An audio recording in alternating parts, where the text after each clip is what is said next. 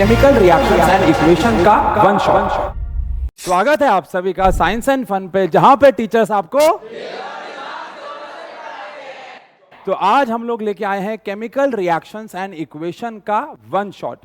तो last to last year हम लोगों ने यहां पे वन शॉट डाला था नॉर्मल तरीके से। लास्ट ईयर हम लोगों ने विद एक्सपेरिमेंट डाला और आज हमारे पास ये प्यारे प्यारे प्यारे बच्चे को कैमरा में हेलो कर दो सब।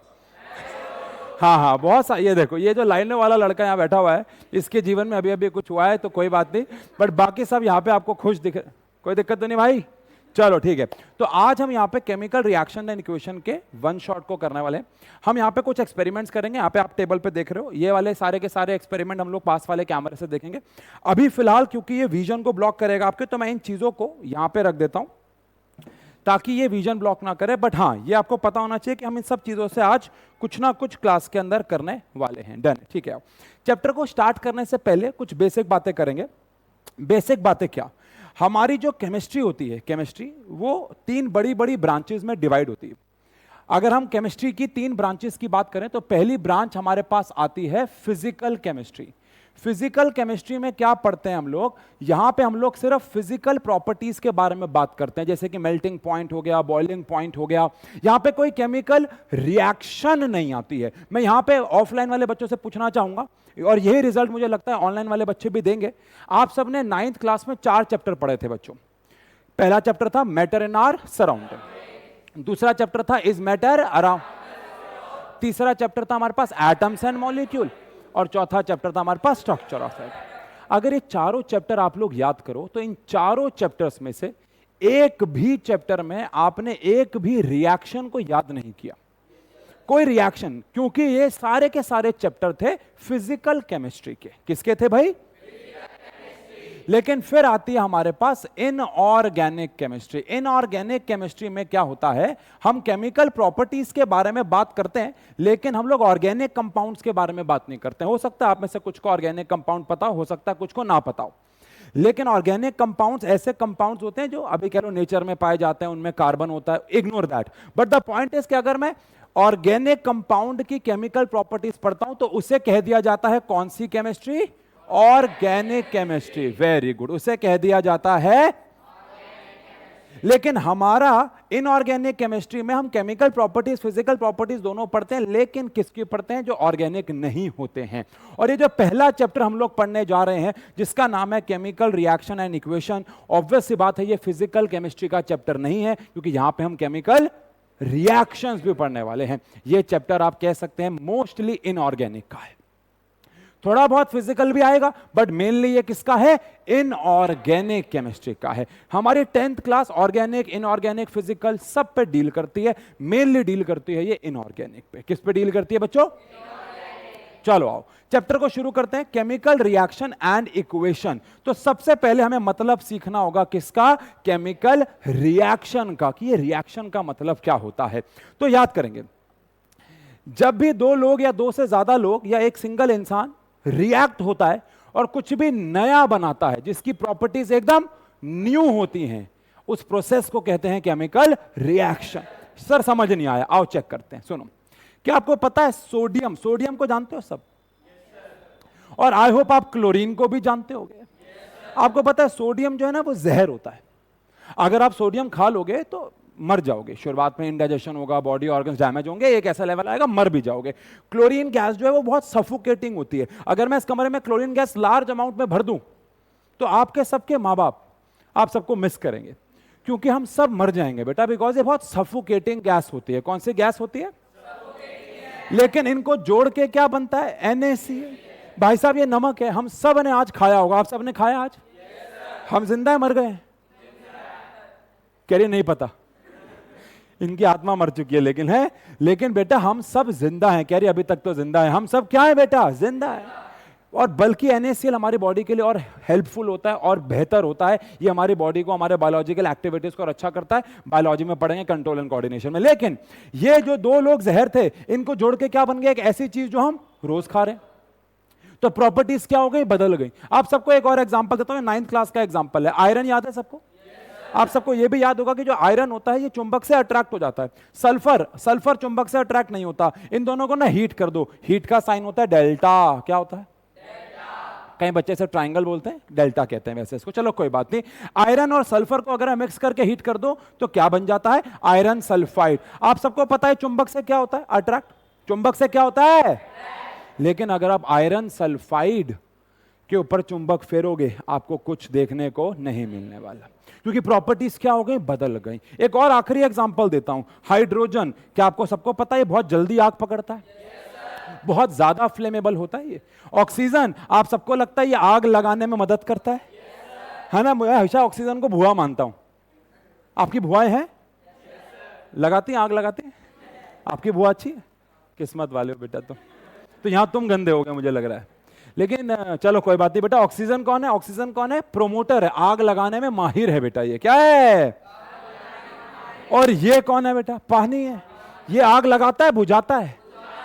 आग लगाता है, लगाने में मदद करता है, आग बुझाता है। तो प्रॉपर्टीज बदल गई, जमीन और आसमान का फर्क आ जाता है जब रिएक्शंस होती हैं।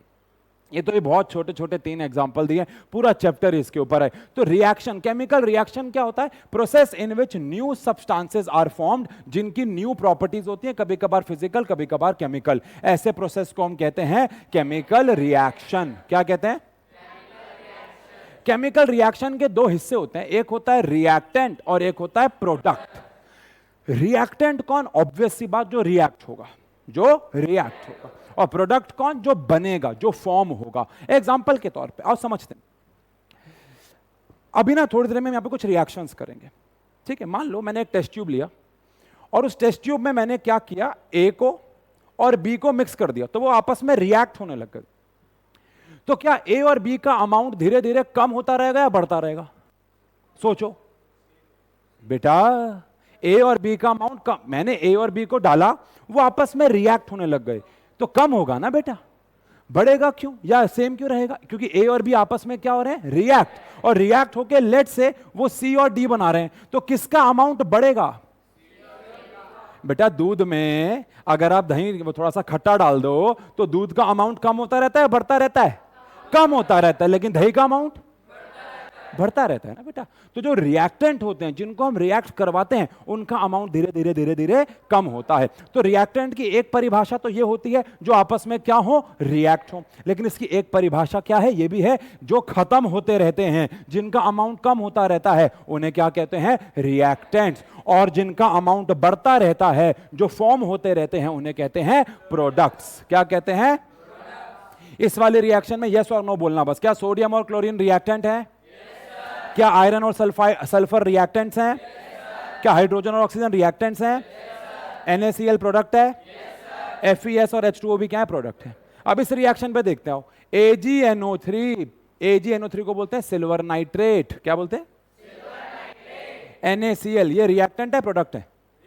रिएक्टेंट है। देखो अगेन, अभी हम सिर्फ ये पढ़ रहे हैं कि रिएक्टेंट क्या है, प्रोडक्ट क्या है। रिएक्शन पे फोकस नहीं है हमारा कि ये कैसे हो रही है, हो भी रही है, क्यों नहीं, छोड़ दो।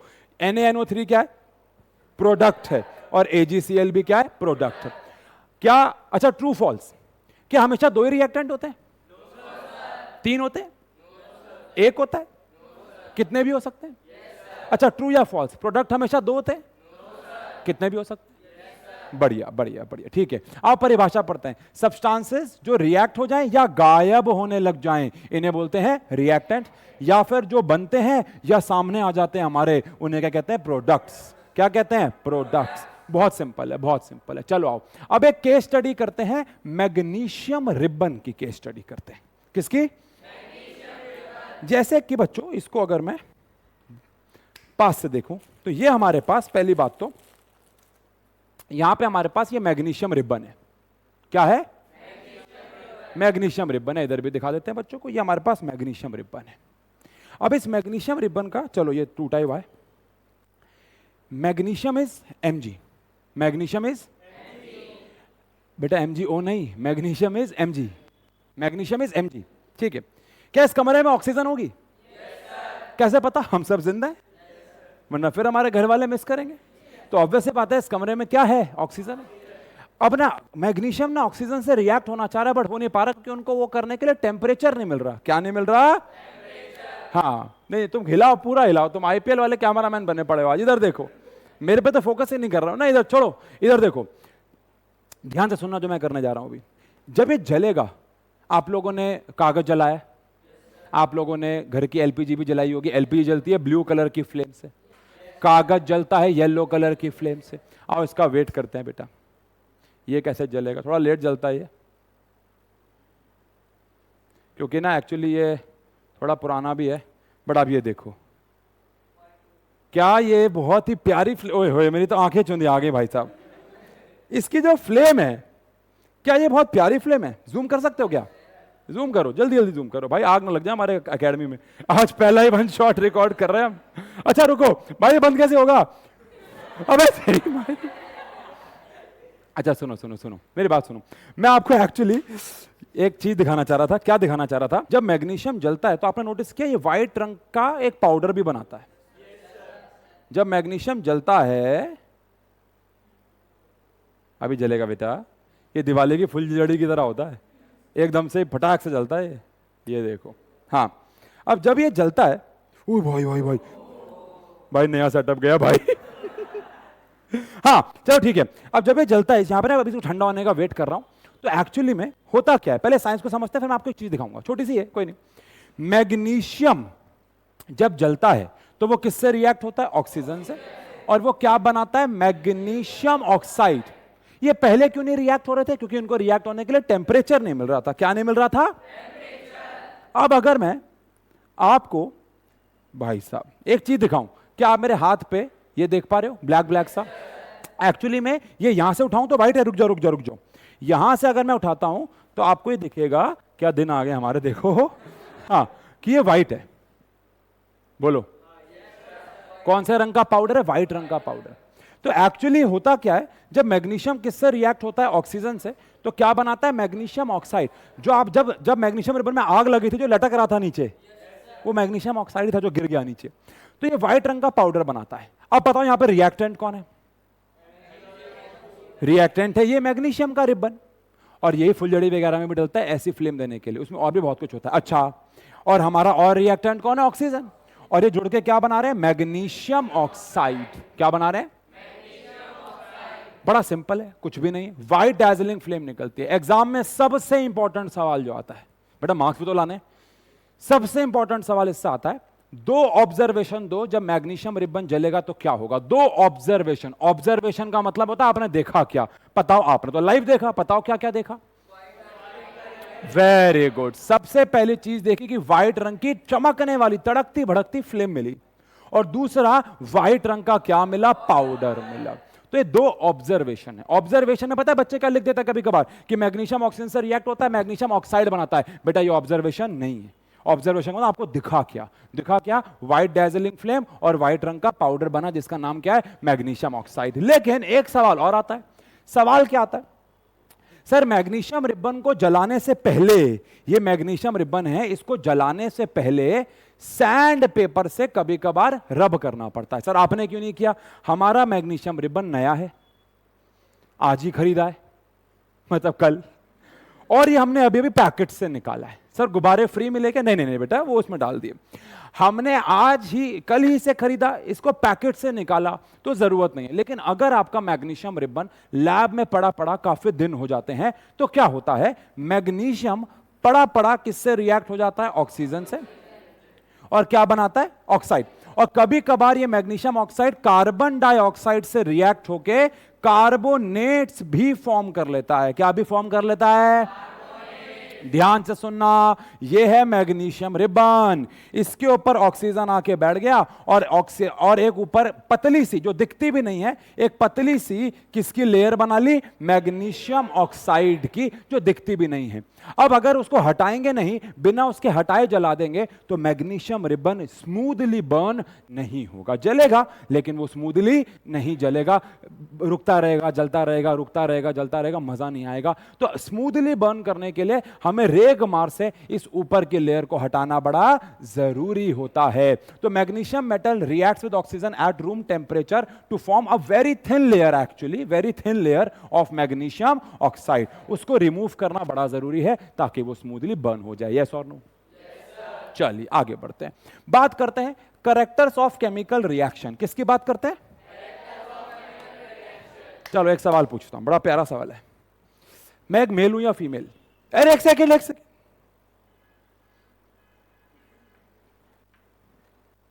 आप बताओ बेटा, मैं एक मेल हूं या फीमेल? बैठे बैठे बताओ।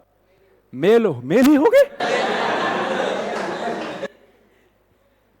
मैं मेल क्यों हूं? आपको कैसा लगा मैं मेल हूं? अरे भाई ये बताएगा यार, तुम्हें बड़ी जल्दी हो रही है। हाँ हाँ बेटा आप बताओ। मेरी दाढ़ी, अच्छा मान लो कल को मैं क्लीन शेव आ जाऊं तो? जैसे आपकी तो दाढ़ी नहीं है, तो आप मेल हो फीमेल हो? तो फिर और कुछ बताओ।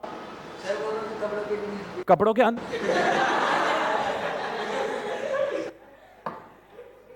तुम कपड़ों के अंदर चले गए, बड़ी जल्दी चले गए भाई। और कोई तुम्हें दाढ़ी के अलावा, जैसे मान लो रोड पे एक अंकल चल रहे हैं और उनकी दाढ़ी नहीं है, तो आप क्या कहते हो? अंकल कपड़ों के अंदर दिखाओ। क्या आप मेल हो या फीमेल? ऑब्वियस सी बात है बेटा, बहुत सारे और कैरेक्टर्स हैं। एक चलो, एक है फेशियल हेयर, एक क्या है? एक है ब्रॉडन शोल्डर्स, क्या होता है? एक होता है हैवी वॉइस, क्या होता है? और भी बहुत सारे कैरेक्टर्स होते हैं, जैसे कि फीमेल में मेमोरी ग्लैंड्स डेवलप हो जाते हैं, उनकी बड़ी हाई पिच वॉइस होती है, उनके नैरो शोल्डर्स होते हैं, ब्रॉड नहीं होते हैं, है ना बेटा? तो जरूरी नहीं है कि रिप्रोडक्टिव ऑर्गन्स, जब एक बच्चा पैदा होता है, जैसे जब ये पैदा हुआ होगा तो डॉक्टर ने बोला होगा ना मुबारक हो लड़का हुआ है, वो कैसे बताया होगा? वहां पे क्या देखा गया होगा? Reproductive part. यस और नो? चलो अगला सवाल पूछता हूं। जब मैं हॉस्पिटल में जाता तो मैं कैसे पता लगता है कि जो सामने आया है वो डॉक्टर है? लैब कोट पहना होता है, स्टेथोस्कोप लगाया होता है, और नहीं भी लगाया होता लैब कोट या स्टेथोस्कोप तो भी वो आके बोलते हैं, हाथ पकड़ते हैं, ऐसे कुछ चेक करते हैं। अब कोई भी रैंडम बंदा तो आपको हॉस्पिटल में आके हाथ नहीं पकड़ेगा ना, तो आप समझ जाते हो कौन आया है भैया, डॉक्टर आया है। अब जैसे मान लो इस कमरे में बहुत सारे बच्चे होंगे जो मुझे पहली बार देख रहे होंगे, तो भैया आपको कैसे पता लगा मैं ही पढ़ाने वाला हूं? क्योंकि शायद मैं ही सबसे बड़ा हूं इस उम्र में यहाँ पे, तो एक और प्लस मैं यहाँ पे खड़ा हुआ हूं। जब आप आए थे तो मैं यहां बैठा हुआ था, तो भैया बहुत कुछ बिना बोले कभी कभार हमें समझ में आ जाता है कि भैया ये डॉक्टर है, ये इंजीनियर है, ये एडवोकेट है। समझ गए क्या? ऐसे ही क्या रिएक्शन बोलेगी कि मैं हो रही हूं, मैं हो रही हूं, मैं हो रही हूं? नहीं नहीं नहीं, हमारे पास कुछ करेक्टर्स होते हैं जो हम देख के पता लगा लेते हैं कि क्या हो रही है, रिएक्शन हो रही है। ऐसे 5 करेक्टर्स हैं। पहला है स्टेट बदल सकती है, क्या बदल सकती है? दूसरा है कलर जो है वो बदल सकता है, कलर में बदलाव आ सकता है। तीसरा है कोई गैस रिलीज हो सकती है। चौथा है टेम्परेचर में बदलाव आ सकता है। पांचवा थोड़ा मुश्किल है समझना और हम सबको एक एक करके समझेंगे, और वो है प्रेसिपिटेट बन सकता है। क्या बन सकता है? आओ मुझे पता है आपको ये शायद समझ में ना आया हो अगर आप पहली बार चैप्टर पढ़ रहे हो, तो आओ एक एक करके समझते हैं। सबसे पहले बात करते हैं स्टेट का बदलना। किसका बदलना? ये स्टेट का बदलना क्या होता है, आओ जरा इसको समझें। हमारे पास सबको पता है कितनी कितनी स्टेट्स हैं भैया? सॉलिड है, लिक्विड है, और क्या है? गैस। सही है, सही है, ठीक है, ठीक है। अब मान लो जैसे कार्बन मोनोऑक्साइड एक गैस होती है, हाइड्रोजन एक गैस होती है, इसको जोड़ दो तो CH3OH यानी कि मिथेनॉल बनता है, यानी कि अल्कोहल बनता है, जो कि लिक्विड होता है। क्या होता है? हाइड्रोजन और ऑक्सीजन को जोड़ दो जो कि गैस होते हैं, इससे पानी बनता है, जो कि क्या होता है? लिक्विड होता है। इसका बड़ा अच्छा एग्जांपल दूंगा मैं आपको। आप सबके घर में मोमबत्ती होगी, क्या होगी? मोमबत्ती में कार्बन होता है मेनली। जब मोमबत्ती को जलाते हैं, कार्बन सॉलिड होता है और ऑक्सीजन एक गैस होती है, जोड़ के बनता है क्या? आप बताओ, मोमबत्ती इतनी बड़ी लेते हो, जलाने के बाद इतनी सी हो जाती है, तो क्या मास कम हुआ? नहीं नहीं नहीं, वो सॉलिड से क्या बन के उड़ गई? गैस। वो सॉलिड से क्या बन के उड़ गई? तो एक्चुअली जब रिएक्शन हो रही है तो स्टेट में बदलाव आ सकता है, स्टेट बदल सकती है। यस और नो? क्या बदल सकता है? कलर बदल सकता है, रंग बदल सकता है। क्या बदल सकता है? क्या बदल सकता है? रंग बदल। कैसे बदल सकता है? कॉपर सल्फेट, पता नहीं आप जानते हो कि नहीं जानते हो, ये नीले रंग का होता है। अभी हम रिएक्शंस में देखेंगे कॉपर सल्फेट, नहीं हम कॉपर सल्फेट नहीं देखेंगे, कुछ नए रिएक्शन देखेंगे। कॉपर सल्फेट कौन से रंग का होता है? इसमें आयरन डाल दो तो बनता है आयरन सल्फेट, जो कि बहुत लाइट ग्रीन होता है, और साथ में बनता है कॉपर। तो क्या कलर ब्लू से लाइट ग्रीन हो गया? तो क्या कलर में बदलाव आ गया? यस। मैं आपको इसका एक और बड़ा इंपॉर्टेंट एग्जांपल देता हूं, ये एग्जाम में बहुत पूछा जाता है। कॉपर आप सबको पता है ब्राउन कलर का होता है। यस और नो? कॉपर को ना ऑक्सीजन के साथ ना हीट कर दो, हीट कर दो, हीट कर दो, तो ये ना कॉपर ऑक्साइड बनाता है। अब कॉपर ऑक्साइड जो है ना वो ब्लैक कलर का होता है। कौन से कलर का होता है? तो कलर ब्राउन से क्या हो गया? ब्लैक हो गया। कलर ब्राउन से क्या हो गया? तो रंग में बदलाव आ सकता है जब क्या हो रही है? कोई भी रिएक्शन हो रही है। अच्छा भैया, क्या निकल सकती है? कोई गैस रिलीज हो सकती है। बेटा क्या निकल सकती है? गैस निकल सकती है। आओ समझें जरा, आओ। लेड नाइट्रेट नाम सुना है? लेड नाइट्रेट को अगर आप हीट कर दो तो लेड ऑक्साइड बनता है, NO2 गैस बनती है और ऑक्सीजन गैस। अब NO2 गैस जो होती है ना, वो ब्राउन कलर की होती है। कौन से कलर की होती है? बहुत एग्जाम में आता है। लेड नाइट्रेट को हमने क्या किया बेटा? हीट किया। लेड नाइट्रेट क्या बेटा? को हमने हीट किया तो क्या बना? लेड ऑक्साइड, NO2 और साथ में क्या बना? O2। अब ऑक्सीजन तो नहीं दिखेगी आपको, निकल जाएगी, लेकिन कौन सी गैस निकलती हुई दिखेगी आपको? NO2 gas. कौन सी गैस? क्यों दिखेगी? क्योंकि ये ब्राउन कलर की होती है। हर एक गैस की अपनी अपनी पहचान है। शायद आपको पता होगा, हाइड्रोजन पॉप साउंड से बर्न होती है, ऑक्सीजन चिंगारी में आग लगा देती है, H2S गैस की रॉटन एग, सड़े हुए अंडे जैसी स्मेल होती है, कार्बन डाइऑक्साइड लाइम वाटर को मिल्की कर देती है। सेकंड चैप्टर में सारी गैसेस का टेस्ट हम लोग लाइव क्लास में करेंगे, ओके? इस चैप्टर का वो पार्ट नहीं है, बट हाँ गैस निकल सकती है। अगला है भैया, क्या बदल सकता है? टेम्परेचर बदल सकता है। अभी जो मैंने एक्सपेरिमेंट किया उसमें मैंने बहुत कम हीट दी और मैग्नीशियम को आग लगा दी, और जलने पे वो बहुत ज्यादा हीट देता है। मैंने इसके ऊपर एक शॉट भी बनाया था, कांच पर डाला था तो कांच पिघल गया था। क्या पिघल गया था? तो कहने का मतलब है टेम्परेचर में बदलाव आ सकता है। आज हम रिएक्शन देखेंगे भी, लेकिन बहुत बेसिक चीज रिएक्शन देता हूं। चूना जानते हो? चूना, चूना बेटा, चूना तुम जानते हो? चूना, ठीक है। चूने को अगर पानी में डाल दो तो बनता है कैल्शियम हाइड्रोक्साइड। क्या बनता है? और ये इतनी लार्ज अमाउंट में हीट निकालता है कि पानी गर्म हो जाता है। पानी, चूने को अगर आप पानी में डालोगे तो पानी गर्म हो जाता है, क्योंकि एक्चुअली चूना पानी के साथ रिएक्ट होकर कैल्शियम हाइड्रोक्साइड, तो टेम्परेचर बढ़ गया। तो चेंज इन टेम्परेचर में जरूरी नहीं है कि टेम्परेचर सिर्फ बढ़ता है, टेम्परेचर कम भी होता है। और मैं आपको ये लिखित में बता सकता हूं बेटा, आप चेक कर लेना। टेम्परेचर बढ़ाने के आपको बहुत सारे लोग एग्जाम्पल देंगे, टेम्परेचर कम करने के कोई एग्जाम्पल नहीं देगा। मैं आपको दे रहा हूं रिएक्शन के साथ कि टेम्परेचर क्या भी हो सकता है, कम भी हो सकता है। आओ जरा दिखाता हूं। पहले इसको लिखित में पढ़ते हैं, फिर एक्सपेरिमेंट भी देखते हैं। चलो, लेकिन आपने विनेगर का नाम सुना है? विनेगर का फॉर्मूला होता है CH3COOH। हमारे केमिस्ट्री के चौथे चैप्टर में पढ़ना भी है हमें। अगर मैं इसको रिएक्ट करा दूं बेकिंग सोडा, बेकिंग सोडा तो आपने सुना ही हुआ है, तो रिएक्ट होने पे पता क्या बनाता है ये? CH3COO Na+। प्लीज अभी आपको ये रिएक्शन बिल्कुल भी याद नहीं करनी है। साथ में बनता है हमारे पास Na2CO3। क्या बनता है? यहां से Na आता है और यहां से किसका लॉस हो जाता है? CH3COO-। आपको याद होगा एसिड जब भी रिएक्ट होता है किसके साथ? तो सॉल्ट बनाता है, सॉरी मैंने यहां पे, हाँ सॉल्ट बनाता है, वाटर बनाता है। क्या बनाता है? और साथ में CO2। सॉरी मैंने पहले वाला गलत लिख दिया था। और ये जो रिएक्शन होती है, ये एक ऐसी रिएक्शन होती है जिसमें टेम्परेचर बढ़ता नहीं है, कम हो जाता है। देखने में लगे कुछ उबल रहा है, इसलिए मैं अभी थर्मोमीटर से काम करूंगा। आप में से किसी बच्चे को बुला के यहां, और आप देखोगे कि टेम्परेचर बढ़ने की बजाय कम हो जाएगा। तो टेम्परेचर ये, हाँ ठीक है, अगर हमारे आसपास 100 रिएक्शंस हैं तो 100 में से 90 रिएक्शंस में टेम्परेचर बढ़ता है। बहुत कम रिएक्शंस हमारे सिलेबस की या हमारे केमिस्ट्री की हैं जहां पे टेम्परेचर कम होता है, लेकिन टेम्परेचर बढ़ भी सकता है और कम भी हो सकता है। बात समझ में आ रही है क्या?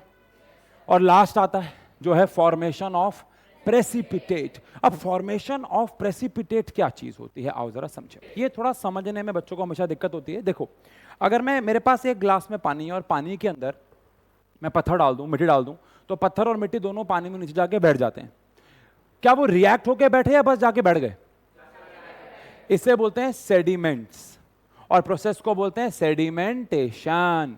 लेकिन जब दो चीजें आपस में रिएक्ट होती हैं और रिएक्ट होने के बाद कुछ नया बनता है जो नीचे जाके बैठ जाता है, उसे कहते हैं प्रेसिपिटेट। क्या कहते हैं? आओ एक रिएक्शन समझते हैं। ये लिखी हुई है रिएक्शन, Na2SO4 और BaCl2, ये दोनों एक्वास यानी लिक्विड फॉर्म में थे। हमने इन्हें रिएक्ट करवाया, दो चीजें मिली, एक मिला BaSO4 यानी बेरियम सल्फेट, और साथ में मिला NaCl। अब ये जो BaSO4 यानी बेरियम सल्फेट होता है, ये व्हाइट रंग का प्रेसिपिटेट को शॉर्ट में क्या कहते हैं? PPT। ये व्हाइट रंग का PPT होता है और रिएक्शन के बाद नीचे जाके टेस्ट ट्यूब में बैठ जाता है। यानी मान लो आपने रिएक्शन से पहले Na2SO4 यहां पे लिया हुआ था लिक्विड फॉर्म में, और इसके अंदर क्या डाल दिया?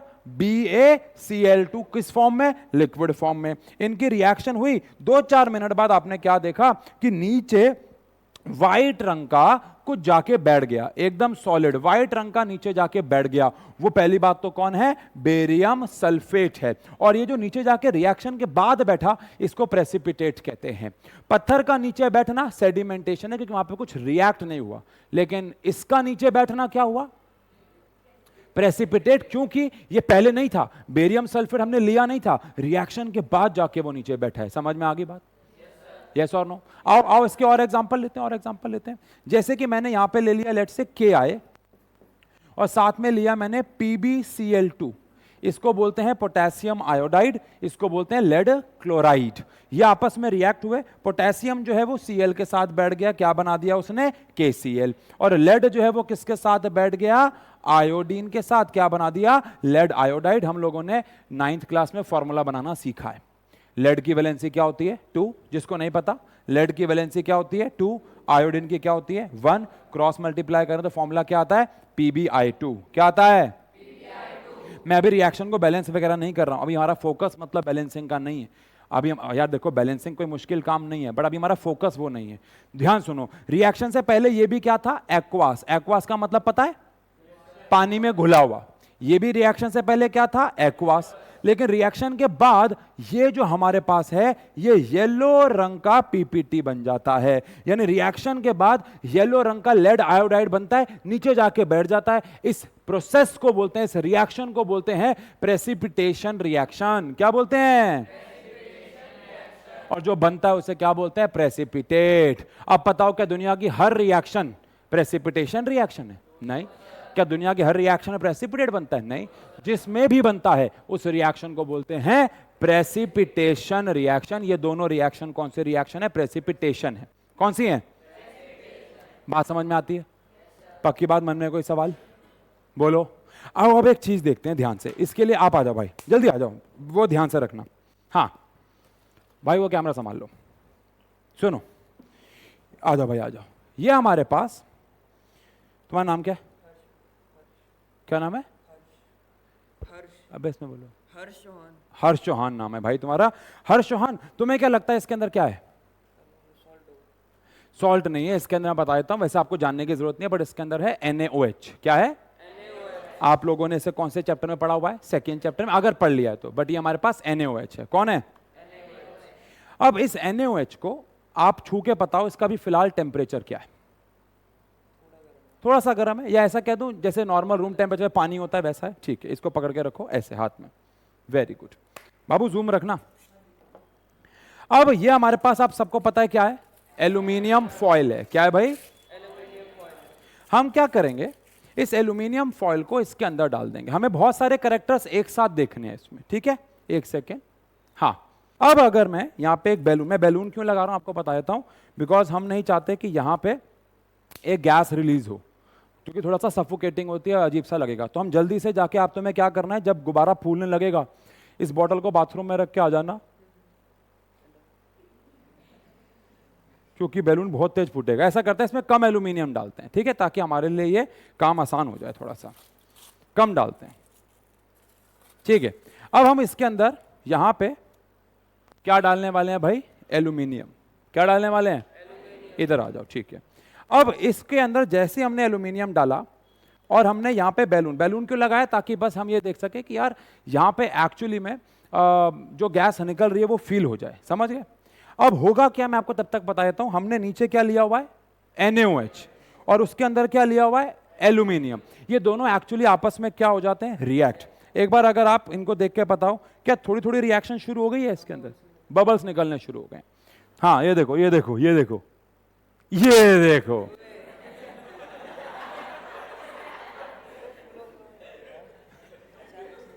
अभी ये अंदरूनी रंग देख रहा था लोगों के, तो ये अब इसके अंदर आपको जो गैस है वो, अब ये अपने आप तो बैलून खड़ा हुआ नहीं होगा बेटा, तो ये ऑब्वियस सी बात है, इसमें से क्या रिलीज हो रही है बेटा? गैस। और एक ऐसा लेवल भी आएगा कि ये सारा का सारा गायब हो जाएगा। समझ के चलो, मैं ही रख लूंगा, अब तो तुम इतनी देर क्या खड़े रहोगे इधर। हाँ, अब सुनो, ये फटने वाला है भाई, रुक जाओ रुक जाओ रुक जाओ। अच्छा, बोतल की शेप देख रहे हो आप? अब बहुत ज्यादा हीट निकलने लग गई है, बोलो। इसकी भाई ये ले लो तुम, वेरी गुड, ये भाई मेहनती आदमी है। अब बोतल की शेप देखो आप, डर तो मुझे भी लग रहा है भाई। यार अब जब तक ये फटेगा नहीं ना, हम ऐसे उसमें ही रहेंगे।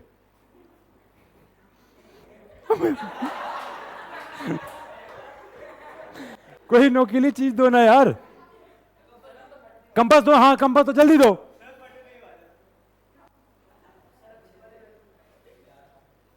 भाई कंपास पास कराओ जल्दी से, क्योंकि मुझे आपको कलर दिखाना है यार।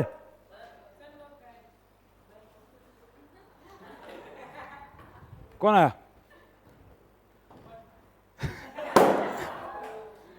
तो एक्चुअली में अब भाई कंपास कैच करो, थैंक यू थैंक यू। है काला हो गया सारा। अच्छा इसकी शेप देख रहे हो आप? मैं भी कैमरे में दिखाऊं, अब छुओ, अब मजा आएगा।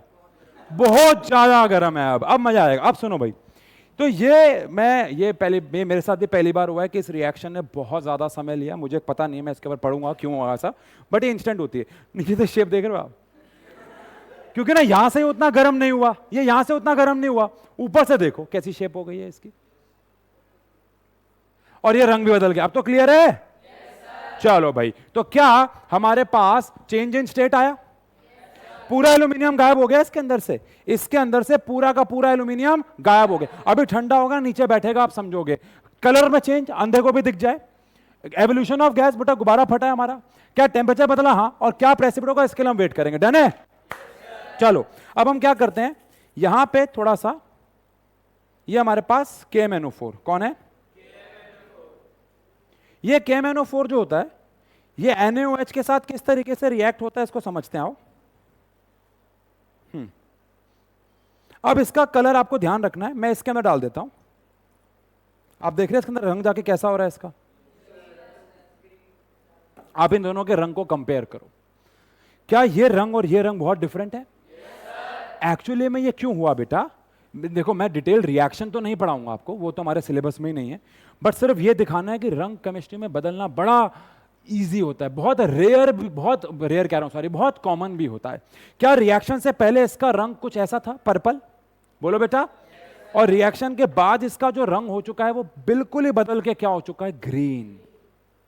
तो रिएक्शन के बाद रंग बदलना भी बहुत ज्यादा क्या है, कॉमन है, बहुत जरूरी नहीं है, बहुत ज्यादा क्या है, कॉमन। अब यहां से गलत मैसेज मत लेके जाना, आओ जरा समझें बेटा, सुनो ध्यान से। क्या जब भी केमिकल रिएक्शन होगी ये पांचों चीजें होंगी? नहीं।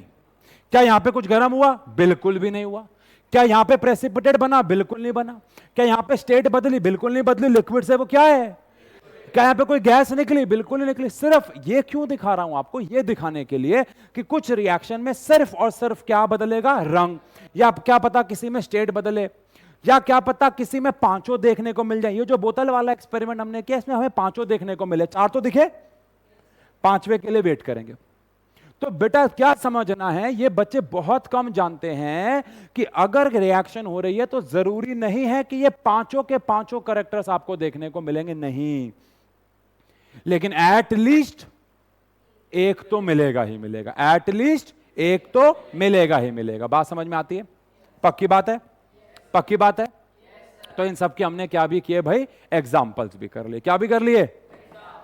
तो अभी तक क्या क्या पढ़ लिया, रिवाइज करें।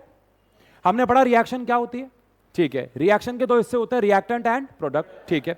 फिर हमने पढ़ा कि जब भी रिएक्शन होती है तो पांच कैरेक्टर्स देखने को मिल सकते हैं, पांचों भी देखने को मिल सकते हैं, कोई चार भी, कोई तीन भी, कोई दो भी, कोई एक भी, लेकिन कम से कम कोई एक जरूर मिलेगा। यस और नो?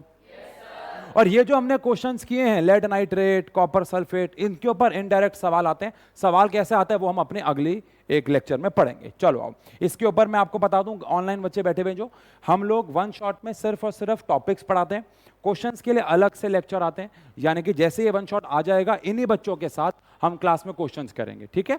आप सभी बच्चे यहाँ पे भी आएंगे, कुछ सवाल बनाएंगे ताकि उनको भी मजा आए और वो भी समझ पाए कि हम कितने सवाल बना पा रहे हैं। तो ऐसे लेक्चर भी हम लोग साथ में रिकॉर्ड करेंगे। चलो आओ आगे बढ़ते हैं। अब बात करते हैं, दुनिया में दो प्रकार की रिएक्शंस होती हैं, एंडोथर्मिक और एक्सोथर्मिक। इसको देखो याद कैसे करते हैं। मेरे को पूरा यकीन है कि एक्सो और एंडो आपके लिए कोई नया शब्द नहीं है, यह शब्द पुराना है आपके लिए। जैसे आपने पढ़ा होगा endosmosis, exosmosis, endocytosis, exocytosis 9th class में। ऐसे ही एंडो का और एक्सो का ना ये एक्चुअली अपने अपने इंडिविजुअल मतलब होते हैं। एक्सो का मतलब होता है लॉस। क्या होता है? मैंने इसे ऐसे याद किया था जब मैं छोटा था, मैंने इसको याद किया था लेग्जो से। किससे याद किया था? लेग्जो। एल हो गया लॉस और एक्सो का मतलब हो गया लॉस। समझ रहे हो बेटा? एंडो का मतलब होता है गेन। क्या होता है? एंडो का मतलब होता है गेन, और जी आगे लगा तो बन जाए गैंडो। क्या बन जाएगा? गैंडो। मैंने इसको ऐसे याद किया था, ठीक है ना? तब मैं हंसा भी नहीं था, मैं इतना गंदा नहीं था तुम्हारी तरह। जी मतलब यहां पे है गेन, एंडो मतलब होता है गेन, तो बन गया गैंडो। क्या बन गया? अब क्या है? एक्सोथर्मिक, ऐसी रिएक्शन जिसमें हीट का क्या होगा? लॉस होगा। क्या बोतल गर्म हो गई थी? तो वो एक एक्सोथर्मिक रिएक्शन थी, क्योंकि उसमें हीट का क्या हुआ था? लॉस हुआ था। चूने को पानी में डालो, अभी बताया था, बहुत ज्यादा क्या निकलती है? हीट। एक छोटी सी कहानी बताता हूं। हमारे यहाँ पे ना गुरुद्वारा एक, उस गुरुद्वारे में मैं, मेरा फ्रेंड, हम सब ना सेवा करते थे जब हम छोटे थे। तो ना मेरा दोस्त ना लेट हो गया एक दिन, तो ना उसी दिन वो निकलनी थी प्रभात फेरी, पूरा बड़ा नगर कीर्तन निकलना था। तो ना हमें ना चूने की बोरी दी गई थी और हमें लाइनें बनानी थी। क्या बनानी थी? तो मेरा दोस्त लेट हो गया, जल्दी जल्दी आया, उसने हाथ पांव धोए हैंडपंप में और हाथ गीले थे उसके, और उसने चूने की बोरी में डाल लिए। और चूने की बोरी में डालने के बाद लाइनें बना रहा था धीरे धीरे। विद इन 10 to 20 सेकेंड वो चिल्लाने लग गया, उसके हाथ में जलन लग गई। क्यों लग गई? क्योंकि चूना पानी से रिएक्ट होने लग गया। पानी उसके हाथ में था, उसने क्या बना दिया? Calcium hydroxide. क्या लेना देना, लेकिन बदले में क्या बनाई? हीट। तो दुनिया में दो प्रकार की रिएक्शन होती है, एक जिनमें हीट निकलती है और एक इनमें हीट देनी पड़ती है या एब्जॉर्ब हो जाती है, गेन हो जाती है। जैसे कि अगर आपको नाइट्रोजन को हाइड्रोजन से रिएक्ट करवाना है तो आपको क्या देनी पड़ेगी? यानी कि ये हीट गेन करेगा। क्या करेगा? और अभी मैंने आपको पीछे बताया था विनेगर, मैं अभी इसको रिएक्शन के फॉर्म में ना लिखूं, विनेगर, ताकि आपको समझने में आसानी हो जाए, और बेकिंग सोडा। विनेगर और बेकिंग सोडा को जब रिएक्ट करते हैं तो जो टेम्परेचर होता है वो कम हो जाता है। और अगर टेम्परेचर कम हो जाएगा तो ये प्रोसेस कौन सा माना जाएगा? एंडोथर्मिक। टेम्परेचर कम होने का मतलब है उसने हीट को एब्जॉर्ब कर लिया है। क्या कर लिया है? तो एंडोथर्मिक। और टेम्परेचर बढ़ रहा है मतलब हीट का लॉस हो रहा है, तो वो क्या हो जाएगी? एक्सोथर्मिक हो जाएगी। क्या हो जाएगी? क्या हो जाएगी? आओ एक बार इसको देखें, क्या कोई होशियार बच्चा चाहिए होगा? मैं, तुम आ जाओगे? 2 मिनट, जल्दी जल्दी आओ। हम यहां पे टेम्परेचर के ऊपर काम करने वाले हैं। मैं आपको रिटर्न में बोल सकता हूं, ये आपने कहीं नहीं देखा होगा, कहीं नहीं देखा होगा, ये गारंटी दे सकता हूं मैं आपको। भाई एक कंटेनर चाहिए होगा यार हमें, मैं एक और लेके आया तो था। हाँ इसमें करते हैं, इसमें करते हैं, थोड़ा गंदा है, कोई बात नहीं, ठीक है। यार ये जो बच्चे हैं, ये जो वन शॉट हमें घर बैठ के देख रहे हैं, इनको थोड़ा सा क्लियर नहीं होगा भाई, इस पे फोकस करना है, ठीक है ना? इनको थोड़ा सा क्लियर नहीं होगा टेम्परेचर, इसलिए मैंने बच्चों को बुला लिया है यहाँ, ताकि ये आपको एग्जैक्ट बता सके टेम्परेचर वगैरह के बारे में, ठीक है? बाबू इसमें टेम्परेचर, इसमें दिख रहा है ना लाल अभी? टेम्परेचर कितना है? लगभग 30 से नीचे, तो इसको 28 मान लेते हैं अभी। 28 है, कितना है? ठीक है। अब यहां पे हम लोग क्या करने वाले हैं, मैं इस कंटेनर के अंदर यहां पे थोड़ा सा विनेगर डालने वाला हूं। यह विनेगर देखो क्या लिखा हुआ है? Acetic acid. Acetic acid is vinegar, ठीक है ना? बस फर्क ये होता है कि हमारे जो घर में होता है वो थोड़ा सा वीक होता है, ये थोड़ा स्ट्रांग वाला लेके आया हुआ है ना। इसको चाउमीन में डाल के अगर खा लिया आपने तो फिर से हमारे घर वाले हमें मिस करेंगे बेटा।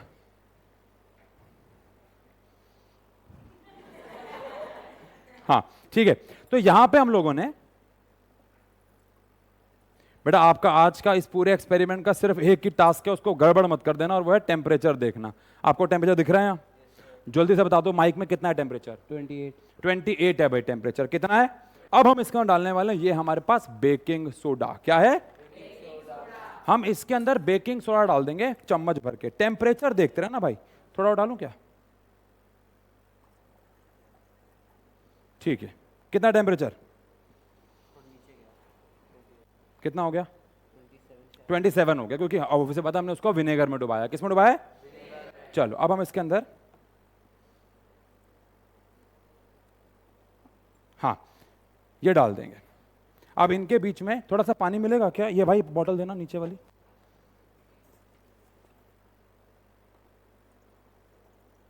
हाँ तो थोड़ा सा पानी डाल दिया हमने ताकि इनकी रिएक्शन हो जाए।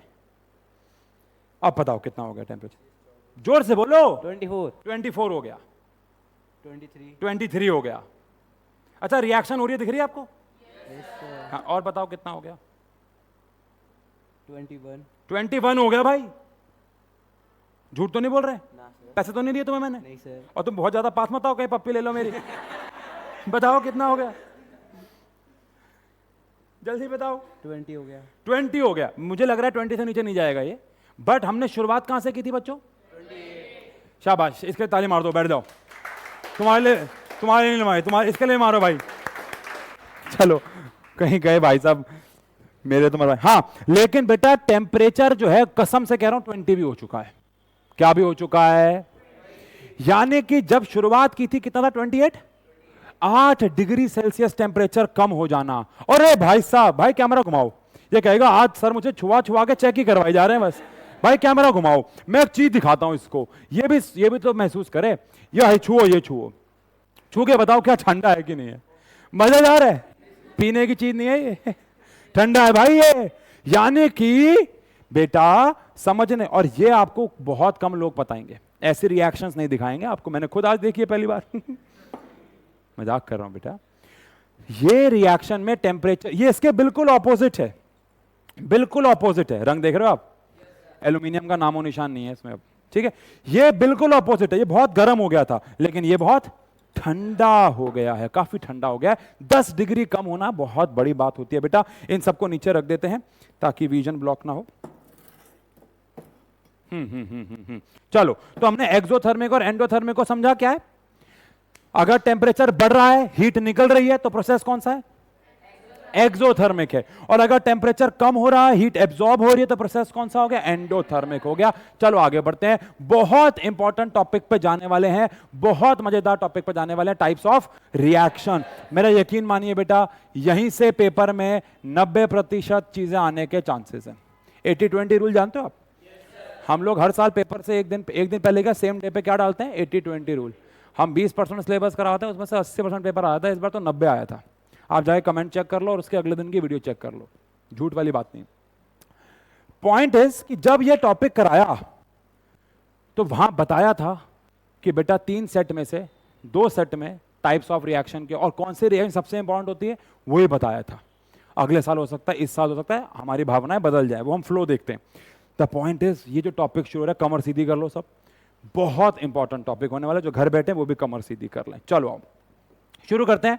सबसे पहले आती है हमारे पास कौन सी रिएक्शन? कॉम्बिनेशन। कॉम्बिनेशन रिएक्शन की पहचान बताता हूं आपको। A + B gives C, A + B gives C, या फिर A + B + C गिव्स क्या? D, या फिर A + B + C + D is equal to कुछ। यानी कि जो कॉम्बिनेशन रिएक्शन होती है उसकी पहचान क्या होती है कि उसका जो प्रोडक्ट होता है वो हमेशा सिंगल प्रोडक्ट होता है। क्या होता है? ऐसी रिएक्शन जिसमें 2 या 2 से ज्यादा लोग जुड़ते हैं, कंबाइन होते हैं, और कंबाइन होकर एक सिंगल प्रोडक्ट बनाते हैं। हीट कोई प्रोडक्ट नहीं होता है, सिंगल प्रोडक्ट बनाते हैं। जैसे कि चूना, तीसरी बार आ रही है रिएक्शन, चूना पानी में जाता है तो कैल्शियम हाइड्रोक्साइड बनाता है, कार्बन ऑक्सीजन के साथ रिएक्ट होता है तो क्या बनाता है? Carbon dioxide. बहुत सारे इतने एग्जांपल है, खत्म ही नहीं होंगे भाई। लो, H2 और Cl2 आपस में जुड़ते हैं, क्या बना देते हैं? HCl। तो भैया कॉम्बिनेशन रिएक्शन वो होती है जिसमें 2 या 2 से ज्यादा लोग जुड़ते हैं, और इसकी पहचान क्या है? कितने प्रोडक्ट बनाते हैं? सिंगल प्रोडक्ट बनाते हैं। कितने प्रोडक्ट बनाते हैं? Single product. लेकिन वहीं पे डीकंपोजिशन रिएक्शन बिल्कुल इसका उल्टा है। डीकंपोजिशन का तो मतलब ही होता है टूटना, इसका तो मतलब ही होता है टूटना। तो ऐसी रिएक्शन जिसमें आपने एक सिंगल रिएक्टेंट लिया था इस बार और उसको तोड़ा, जैसे कि इस रिएक्शन के अंदर आपने क्या लिया था? FeSO4 क्या लिया था? और उसको हीट किया, तो हीट करने पे टूट गया। क्या बनाया इसने? Fe2O3। ये रिएक्शन इंपॉर्टेंट है। SO2 गैस बनाई और SO3 गैस बनाई। अगर ये नहीं दिख रहा है तो यहां पे 2 लिखा हुआ है और यहां पे 3 लिखा हुआ है, और ये लिखा हुआ है FeSO4। मैं चाहे दोबारा लिख देता हूं क्योंकि रिएक्शन बड़ी इंपॉर्टेंट है बेटा। FeSO4 को अगर हम क्या करते हैं? हीट, क्या बनता है? Fe2O3 प्लस में बनता है SO2 गैस, प्लस में बनती है SO3 गैस। तो क्या ये डीकंपोजिशन रिएक्शन है? कैसे पता लगेगा? क्या यहां पे सिंगल रिएक्टेंट लिया है हमने? क्या एक रिएक्टेंट ने टूट के एक से ज्यादा प्रोडक्ट्स बनाए हैं?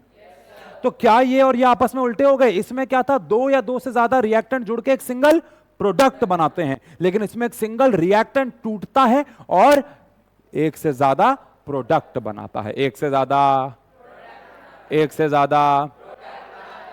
अब बेटा गहरी बात पूछने जा रहा हूं, गहरा सवाल है। जुड़ने में ज्यादा जुड़ने में एनर्जी लगती है या टूटने में? जुड़ने में कहां एनर्जी लगती है? कैसे लगती है जुड़ने में एनर्जी? जुड़ तो चीजें अपने आप जाती है। मैंने कहा था मैं गहरा सवाल पूछ रहा हूं आपसे। टूटने में लगती है बेटा, टूटने में लगती है। चलो एक बात बताओ, अगर दो लोगों को आपस में शादी करनी है, क्या करनी है? यह आसान है या अलग होना आसान है? आसान अलग होना है। गंदे लोग हैं भाई साहब। आपको पता बेटा, लक्ष्य बताएगा आपको। लक्ष्य तुम बताओ भाई, क्या आसान है, शादी करना या अलग होना?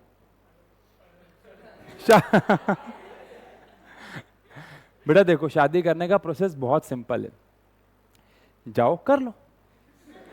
आपकी उम्र होनी चाहिए, दो दोस्त ले जाओ, हो गई। देखो मैं ये मत समझना गलत सलाह दे रहा हूं। आपने शादियां देखी ऐसे धूम धड़ाका, शाही पनीर, भल्ले पापड़ी, टिक्की, घोड़ी, पैसे, लोग नाच रहे हैं, वो अलग चीज है, वो सेलिब्रेशन है, वो शादी नहीं है। वो क्या है? शादी की सेलिब्रेशन। बेटा जुड़ने में तो बल्कि लोग खुश होते हैं, ये तो अपने आप होता है। टूटना मुश्किल है, टूटना इज वेरी डिफिकल्ट। मान लो ये लड़का अपनी शादी, ऐसे एग्जांपल के तौर पर, बड़े होके, वैसे इसकी जैसे हरकतें इसकी टूटेगी भी जल्दी।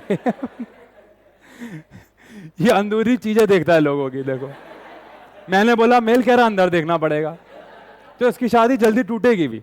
बट मान लो इसको शादी तोड़नी है, लेकिन सामने वाला तोड़ना नहीं चाहता, तो क्या it is very difficult process? Court के धक्के खाने पड़ेंगे, एटसेट्रा एटसेट्रा। मैं एक एग्जांपल, एक रेफरेंस ले रहा हूं। कहीं आपके घर वाले वीडियो देख रहे बोले क्या सिखा रहा था ये, ऐसा नहीं है बेटा। एक रेफरेंस दे रहा हूं, फैक्ट बता रहा हूं आपको। आप समझो, सोडियम को ना क्लोरीन की जरूरत थी, तो वो आपस में अपने आप रिएक्ट हो गए थे। मैंने मैग्नीशियम को थोड़ी सी क्या हीट दी, वो ऑक्सीजन से अपने आप रिएक्ट हो गया। मैंने KMnO4 को NaOH में डाला, अपने आप हरा हो गया। लेकिन तोड़ने के लिए क्या लगती है बेटा? एनर्जी। क्या मुझे FeSO4, ये FeSO4 बढ़ा हुआ है, बैठे बैठे टूट जाएगा क्या? देखो एक्सेप्शनल केसेस आर देयर, कुछ लोग हैं जो बैठे बैठे टूट जाते हैं, but most of the cases में अगर मुझे किसी को तोड़ना है, डीकंपोजिशन रिएक्शन करनी है, तो मुझे कोई ना कोई फॉर्म में क्या देनी पड़ेगी? एनर्जी। क्या देनी पड़ेगी? एनर्जी। क्या देनी पड़ेगी? जैसे मैंने यहां पे एनर्जी किस फॉर्म में दी है? हीट की फॉर्म में। बेटा कई जगहों पे हीट की फॉर्म में दोगे, तो कई जगहों पे इलेक्ट्रिसिटी की फॉर्म में दोगे, तो कई जगहों पे लाइट की फॉर्म में दोगे। और इसके ऊपर भी थोड़ी सी बात कर लेते हैं। अगर मैं पानी को हीट करूंगा तो क्या वो टूटेगा? आप दुनिया जहान की ताकत लगा लो, पानी को हीट करके आप तोड़ नहीं सकते। आप उबाल सकते हो, आप उसे भाप बना के उड़ा सकते हो, लेकिन आप H2 और O2 को तोड़ नहीं सकते, चाहे कितना मर्जी हीट कर लो। यस और नो? कितना मर्जी तो बहुत ज्यादा बात हो गई। घर में गैस पर रख के क्या आप उन्हें तोड़ सकते हो? नहीं। पर घर में गैस पर रख के किसको तोड़ सकते हो आप? तो ऐसा क्या हो रहा है कि कुछ लोग टूटेंगे हीट से, कुछ टूटेंगे इलेक्ट्रिसिटी से, और कुछ लाइट से। ये आपके सिलेबस में तो नहीं है, बट आप जानते हैं। इसके ऊपर एक एग्जांपल लेता हूं। अगर मान लो इस कमरे के अंदर अभी अभी बहुत सारे चूहे आ गए। क्या आ गए? ईमानदारी से प्लीज, कैमरा देख रहा है, झूठ नहीं। आपको बताना है कितने बच्चे ऐसे हैं जो इस कमरे से छलांगे मार के बाहर जाने की कोशिश करेंगे? 1 2 3 4 5। आपको चूहे से डर नहीं लगता बेटा? बैक पाइपर हैं आप? ठीक है, काफी बच्चों को लगता है, कुछ को नहीं भी लगता है। मुझे लगता है मैं भी नहीं जाऊंगा, क्योंकि मुझे चूहों से उतना डर नहीं लगता है। समझ रहे हो? अरे बोलो यार। यानी कि कई लोग चूहों से डर रहे हैं। अब मान लो जो चूहों से डरा, लेट से यहां पे सांप आ गए। क्या आ गए? हो सकता है आप में से कोई सांप से भी ना डरे। हो सकता है आप में से बहुत सारे लोगों के साथ रोज सांपों के साथ उठना बैठना हो। कईयों के 2 सांप से कम थोड़ी ना। लेकिन बेटा सांप से भी ना डरे, हो सकता है। जैसे मुझे लगता है मैं सांप से डर जाऊंगा। मैं चूहों से भले नहीं डरूंगा, लेकिन सांप से डर जाऊंगा। अच्छा अब सुनो, क्या पता कुछ लोग सांप से डरे, चूहे से डरे, लेकिन मैं बिजली का करंट बिछा दूं तारों पे, यहाँ पे आपको मारूं, मैं कहूंगा बैठे रहोगे तो मारूंगा।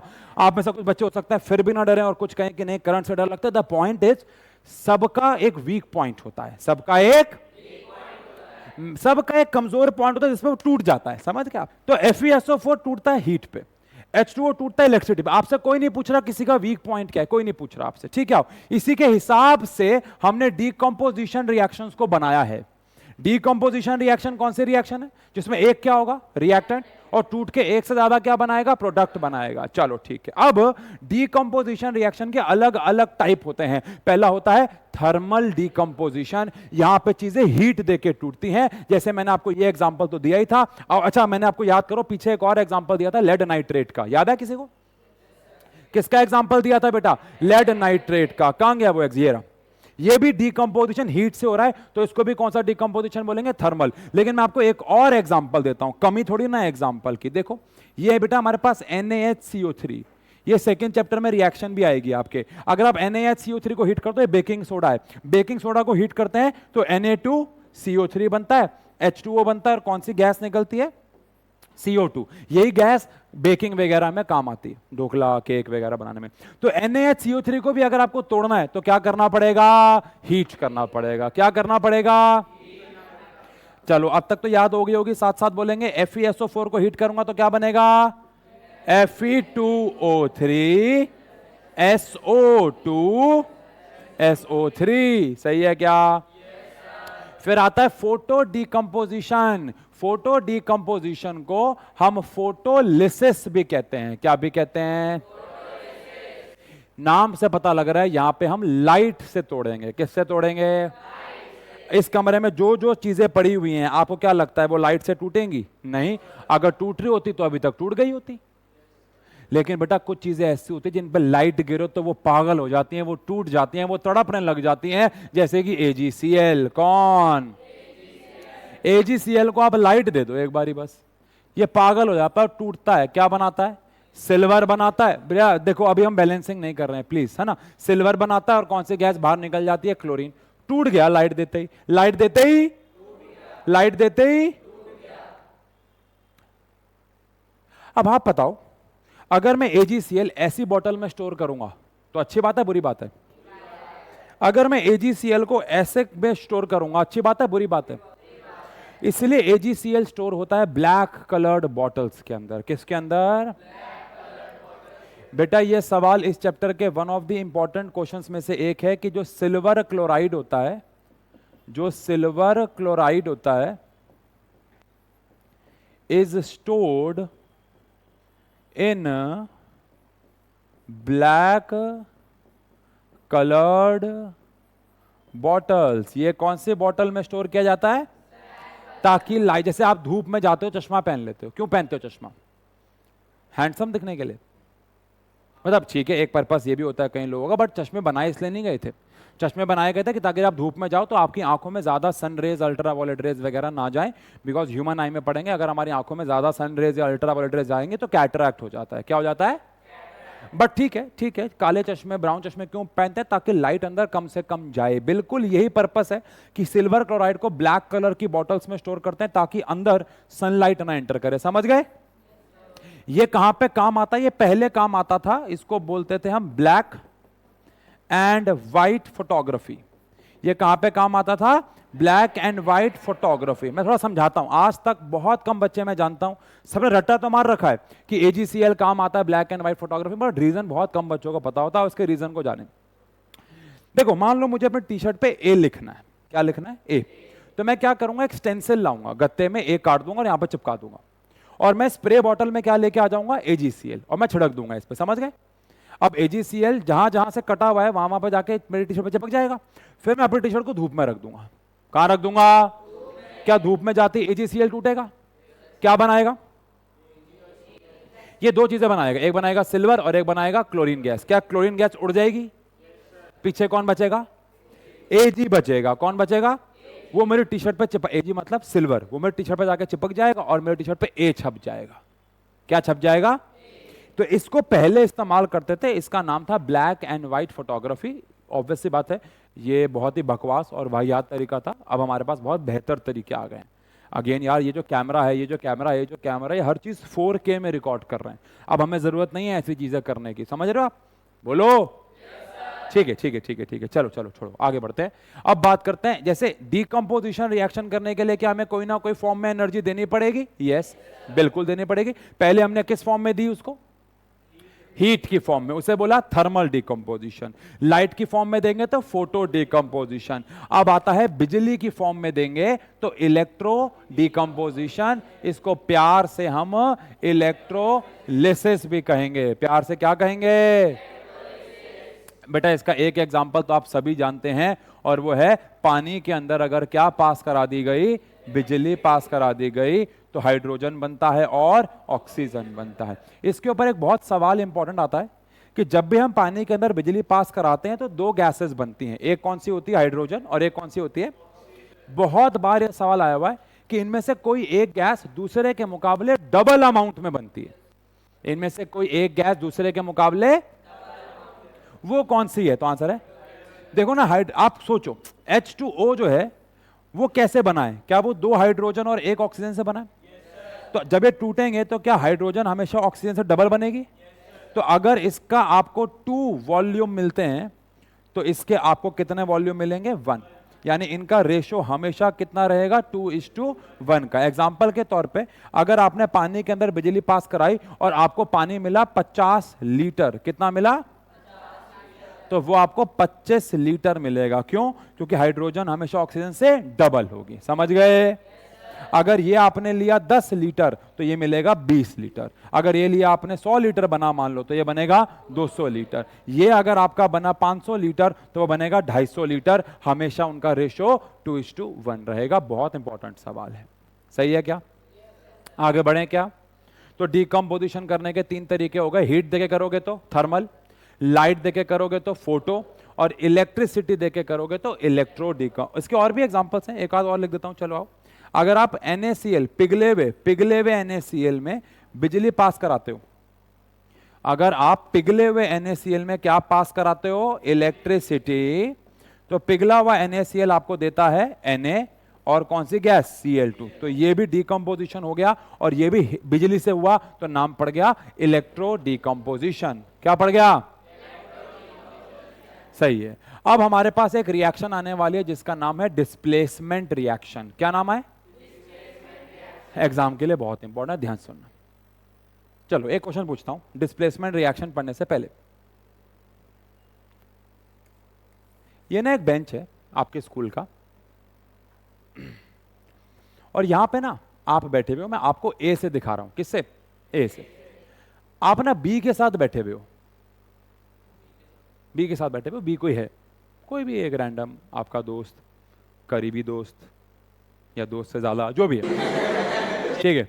यहां से ना एक सी नाम का बंदा आया और उसने बोला आपको कि भाई यहां से हट जा, मैं बैठूंगा। अब आप मुझे बताओ, आप हटोगे कि नहीं? अरे वाह, तुम बताओ भाई, हट जाओगे? तो क्या यह डिपेंड नहीं करता कि वो कौन है जो आ रहा है? मुझे लगता है आपने जोश जोश में बोल तो दिया कि आप नहीं हटोगे, बट क्या ये इस पे डिपेंड नहीं करता बाबू? क्या ये इस पे डिपेंड नहीं करता कि सामने से कौन आ रहा है? करता है ना। अगर वो आपसे ज्यादा ताकतवर है तो मुझे लगता है भलाई इसमें है कि हम हट जाएं, जो कि भाई साहब ने बोला। अगर वो हमसे कम ताकतवर है तो लड़ाई कर सकते हैं। बोलो बेटा, क्योंकि अगर वो हमसे कम ताकतवर है तो हम ही जीतेंगे। बोलो बेटा। तो बस यही है एक्चुअली में कौन सी रिएक्शन? Displacement reaction. लेकिन क्या हमें इससे पहले पता होना चाहिए कौन ज्यादा ताकतवर है और कौन कम? उसके लिए यहां पे हम पढ़ेंगे एक सीरीज जिसका नाम है रिएक्टिविटी सीरीज। तो ये क्या है? आप कह सकते हो a series of metals in which metals are arranged in decreasing order of reactivity, in decreasing order of। हमने ना क्या किया बेटा? अच्छा एक बात बताओ, मेरे और लक्ष्य, ऑनलाइन वाले बच्चे बता दूं, लक्ष्य हमारे यहाँ पे ऑफिस में हमारे साथ रहता है। आपके हिसाब से अगर हम दोनों की लड़ाई हुई तो कौन जीतेगा?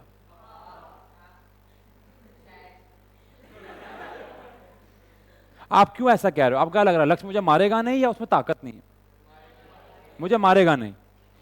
इमेजिन करते हैं कि लक्ष्य मेरी कोई रिस्पेक्ट नहीं करता, अब बताओ, और मैं तो बिल्कुल करता ही नहीं इसकी, मैं तो पेलूंगा इसे। आप बताओ अब कौन जीतेगा?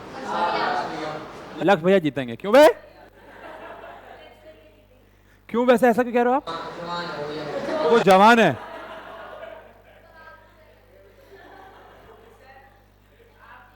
आप बताओ मैं तुम्हें अपनी जवानी कैसे दिखाऊं? तुम जैसे बोलो, आ जाओ। उसकी कौन सा बॉडी है? एक बार इधर आना लक्ष्य। तुम, मैं कोई दया नहीं दिखाऊंगा।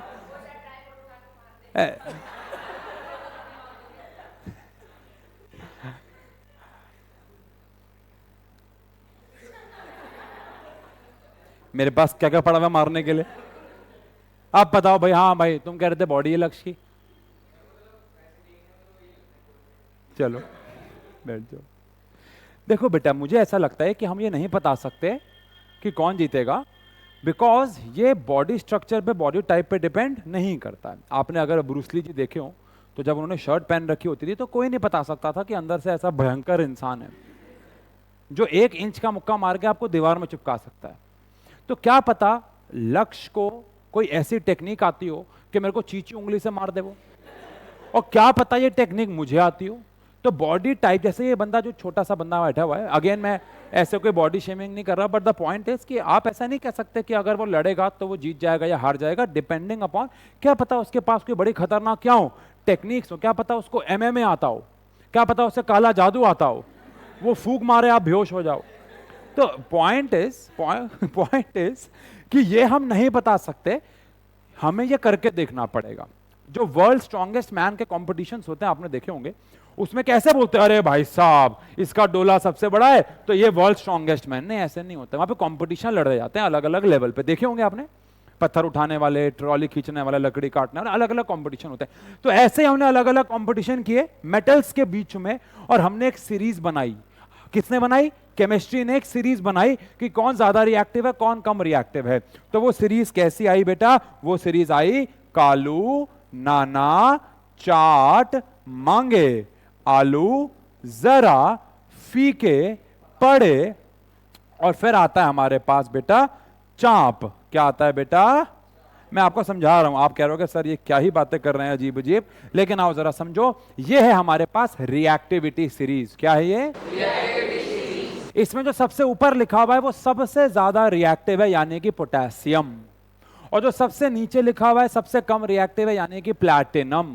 यानी कि ये कौन है?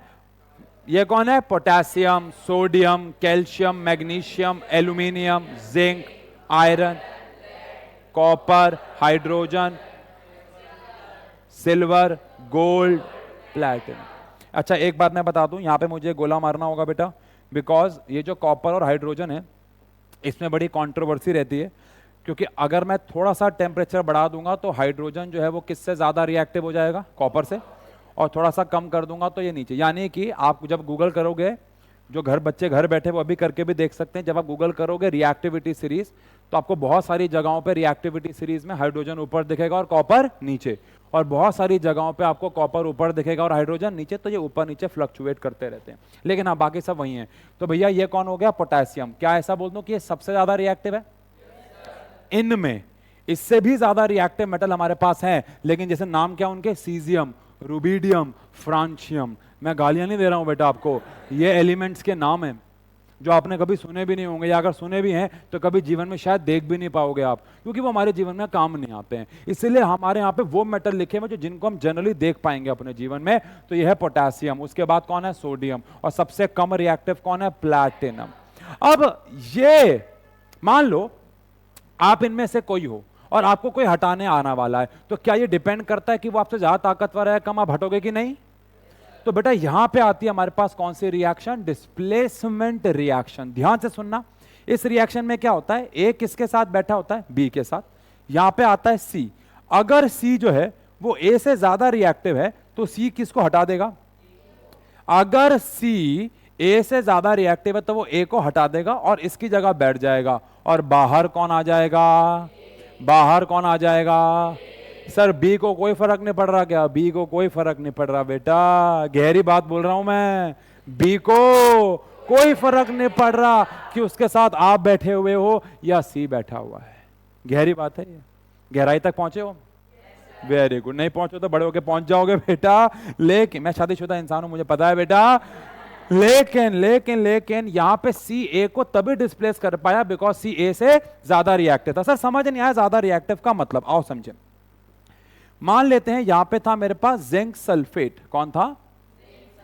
अब जिंक सल्फेट के सामने सोडियम आया। क्या सोडियम जिंक से ज्यादा रिएक्टिव होता है? क्या सोडियम जिंक से, कहां है जिंक, जिंक से ज्यादा रिएक्टिव है? यस। जो मैंने शुरू में बोला था वो उसको याद करने का तरीका था ना, निमोनिक्स थे। कालू नाना चाट मांगे, आलू जरा फीके पड़े चाप। याद करने का तरीका आपकी चॉइस है, कैसे मर्जी कर लेना, ठीक है। क्या सोडियम जिंक से ज्यादा रिएक्टिव है बेटा? क्या सोडियम जिंक को हटा देगा? बिल्कुल हटा देगा। और क्या बना देगा? जिंक सॉरी क्या बना देगा? Sodium sulphate. क्या बना देगा? और जिंक जो है वो बाहर आ जाएगा।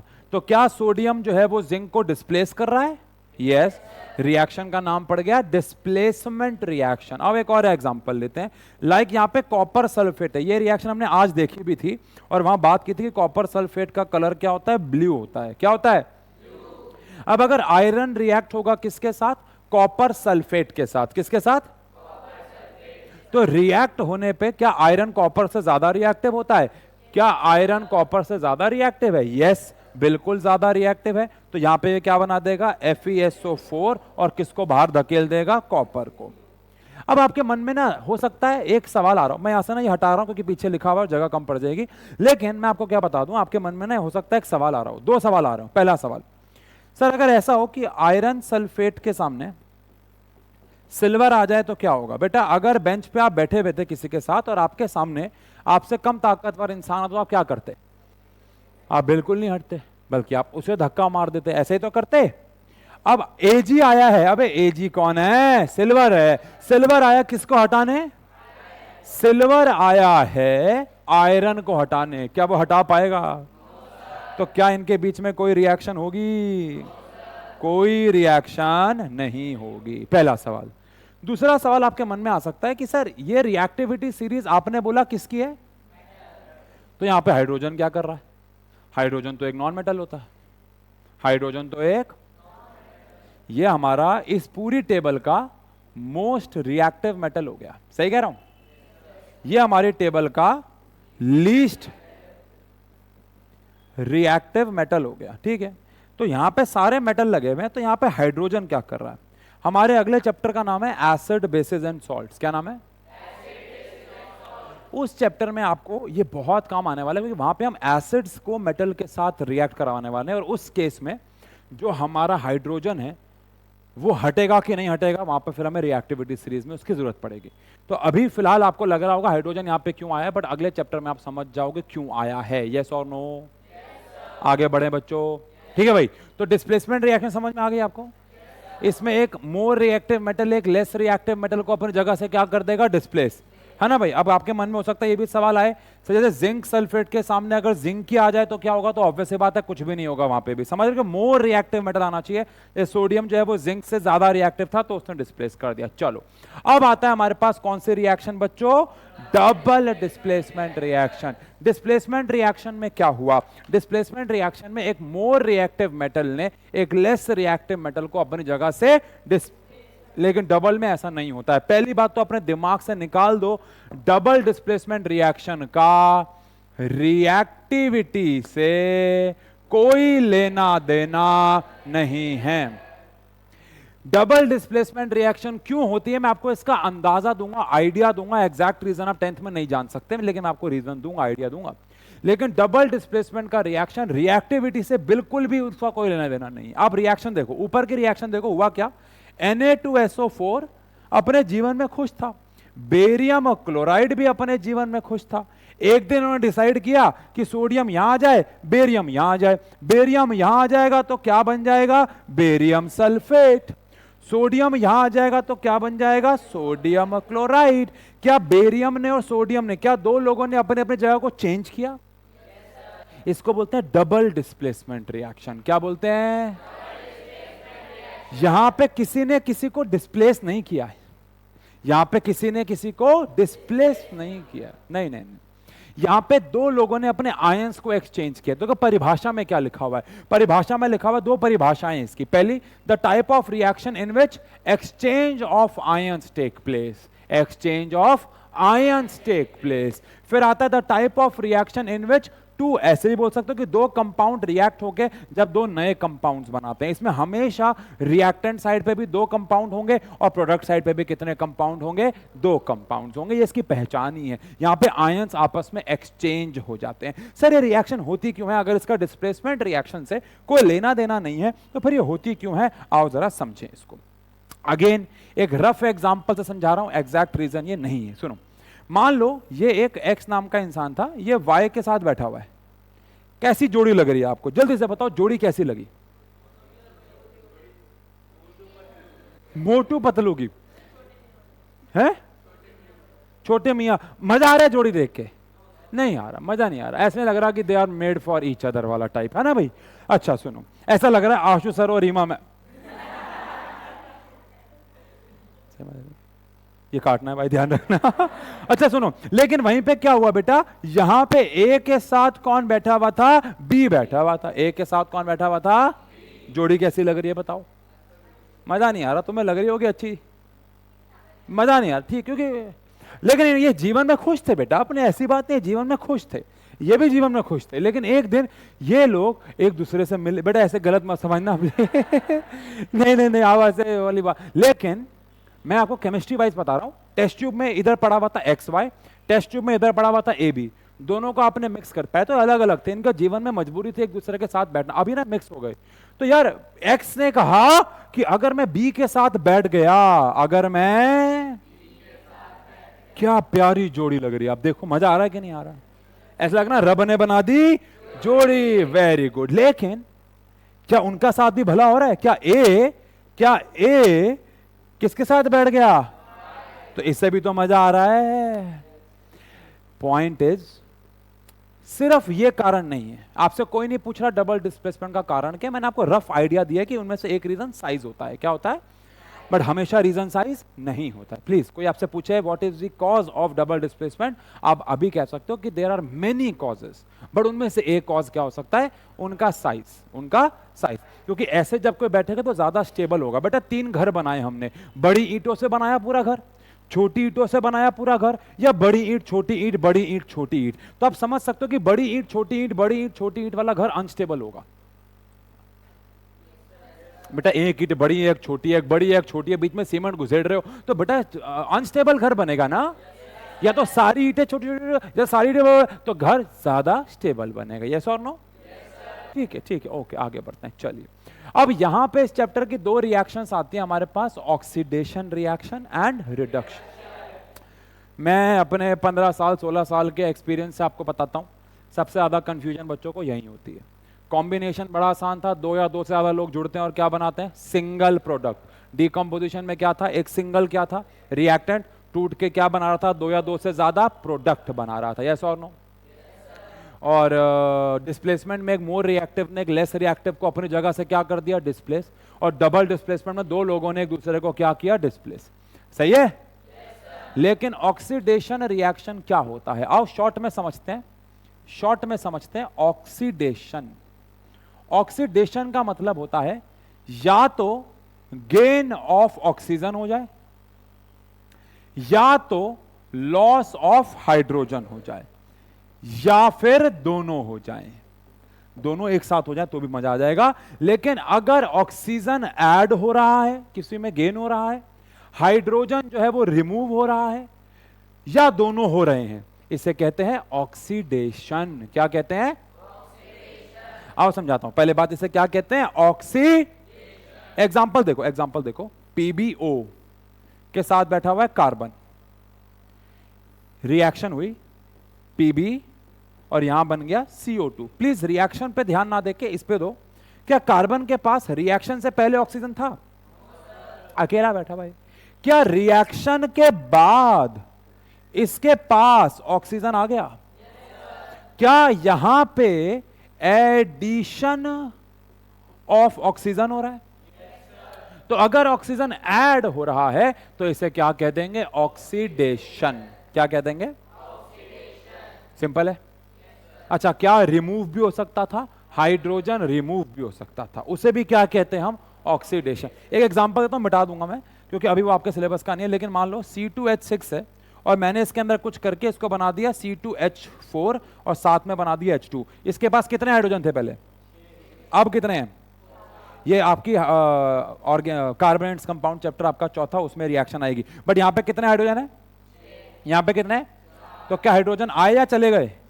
चले गए। हाइड्रोजन का जाना भी क्या ही होता है? ऑक्सीडेशन। लेकिन ऑक्सीजन का आना भी क्या है? ऑक्सीडेशन। इसको छोड़ो अभी 2 मिनट के लिए। अब आ जाओ किस पे? रिडक्शन पे। ऑक्सीडेशन का उल्टा है ये। रिडक्शन में क्या होता है? रिडक्शन में हाइड्रोजन जो है वो आता है, या फिर ऑक्सीजन जो है वो जाता है, या फिर दोनों हो जाएं। इसे क्या कहते हैं? रिडक्शन। उल्टा हो रहा है। ऑक्सीडेशन में क्या था? ऑक्सीजन आ जाए या हाइड्रोजन चला जाए। रिडक्शन में क्या हो रहा है? हाइड्रोजन आ जाए या ऑक्सीजन चला जाए। आओ एग्जांपल के तौर पे ध्यान से देखो, क्या लेड ऑक्साइड के पास ऑक्सीजन था? क्या अबे क्या इसके पास ऑक्सीजन था? क्या रिएक्शन के बाद इसके पास ऑक्सीजन है? क्या इसमें से ऑक्सीजन, यानी कि क्या यहां पे लॉस ऑफ ऑक्सीजन हो गया? और ऑक्सीजन का जाना इज कॉल्ड रिडक्शन। तो क्या इस रिएक्शन के अंदर ऑक्सीडेशन भी हो रही है और रिडक्शन भी हो रही है? अब ये गलतफहमी मत पाल लेना कि हमेशा ऐसा होता है। जैसे कि इस रिएक्शन को देखो ध्यान से, यहां पे हमारे पास सोडियम है और सोडियम को मैंने किससे रिएक्ट कराया? ऑक्सीजन से। और क्या बना दिया मैंने? Sodium oxide. क्या बना दिया?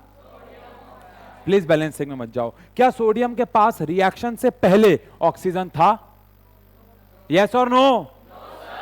क्या रिएक्शन के बाद सोडियम के पास ऑक्सीजन आ गया? क्या हम ऐसा कह दें कि ऑक्सीजन जो है वो इसमें ऐड हो रहा है? अगर मैं ऐसा कहता हूं कि ऑक्सीजन इसमें ऐड हो रहा है तो ऑक्सीजन का ऐड होना क्या कहलाया जाता है? ऑक्सीडेशन कहलाया जाता है। समझ गए? तो ये हमारी ऑक्सीडेशन रिएक्शन हो गई। और अगर एक ही रिएक्शन में ऑक्सीडेशन भी हो रही है और रिडक्शन भी हो रही है, ऐसी रिएक्शन को हम कह देते हैं रेडॉक्स रिएक्शन। तोड़ते हैं, आओ तोड़ते हैं।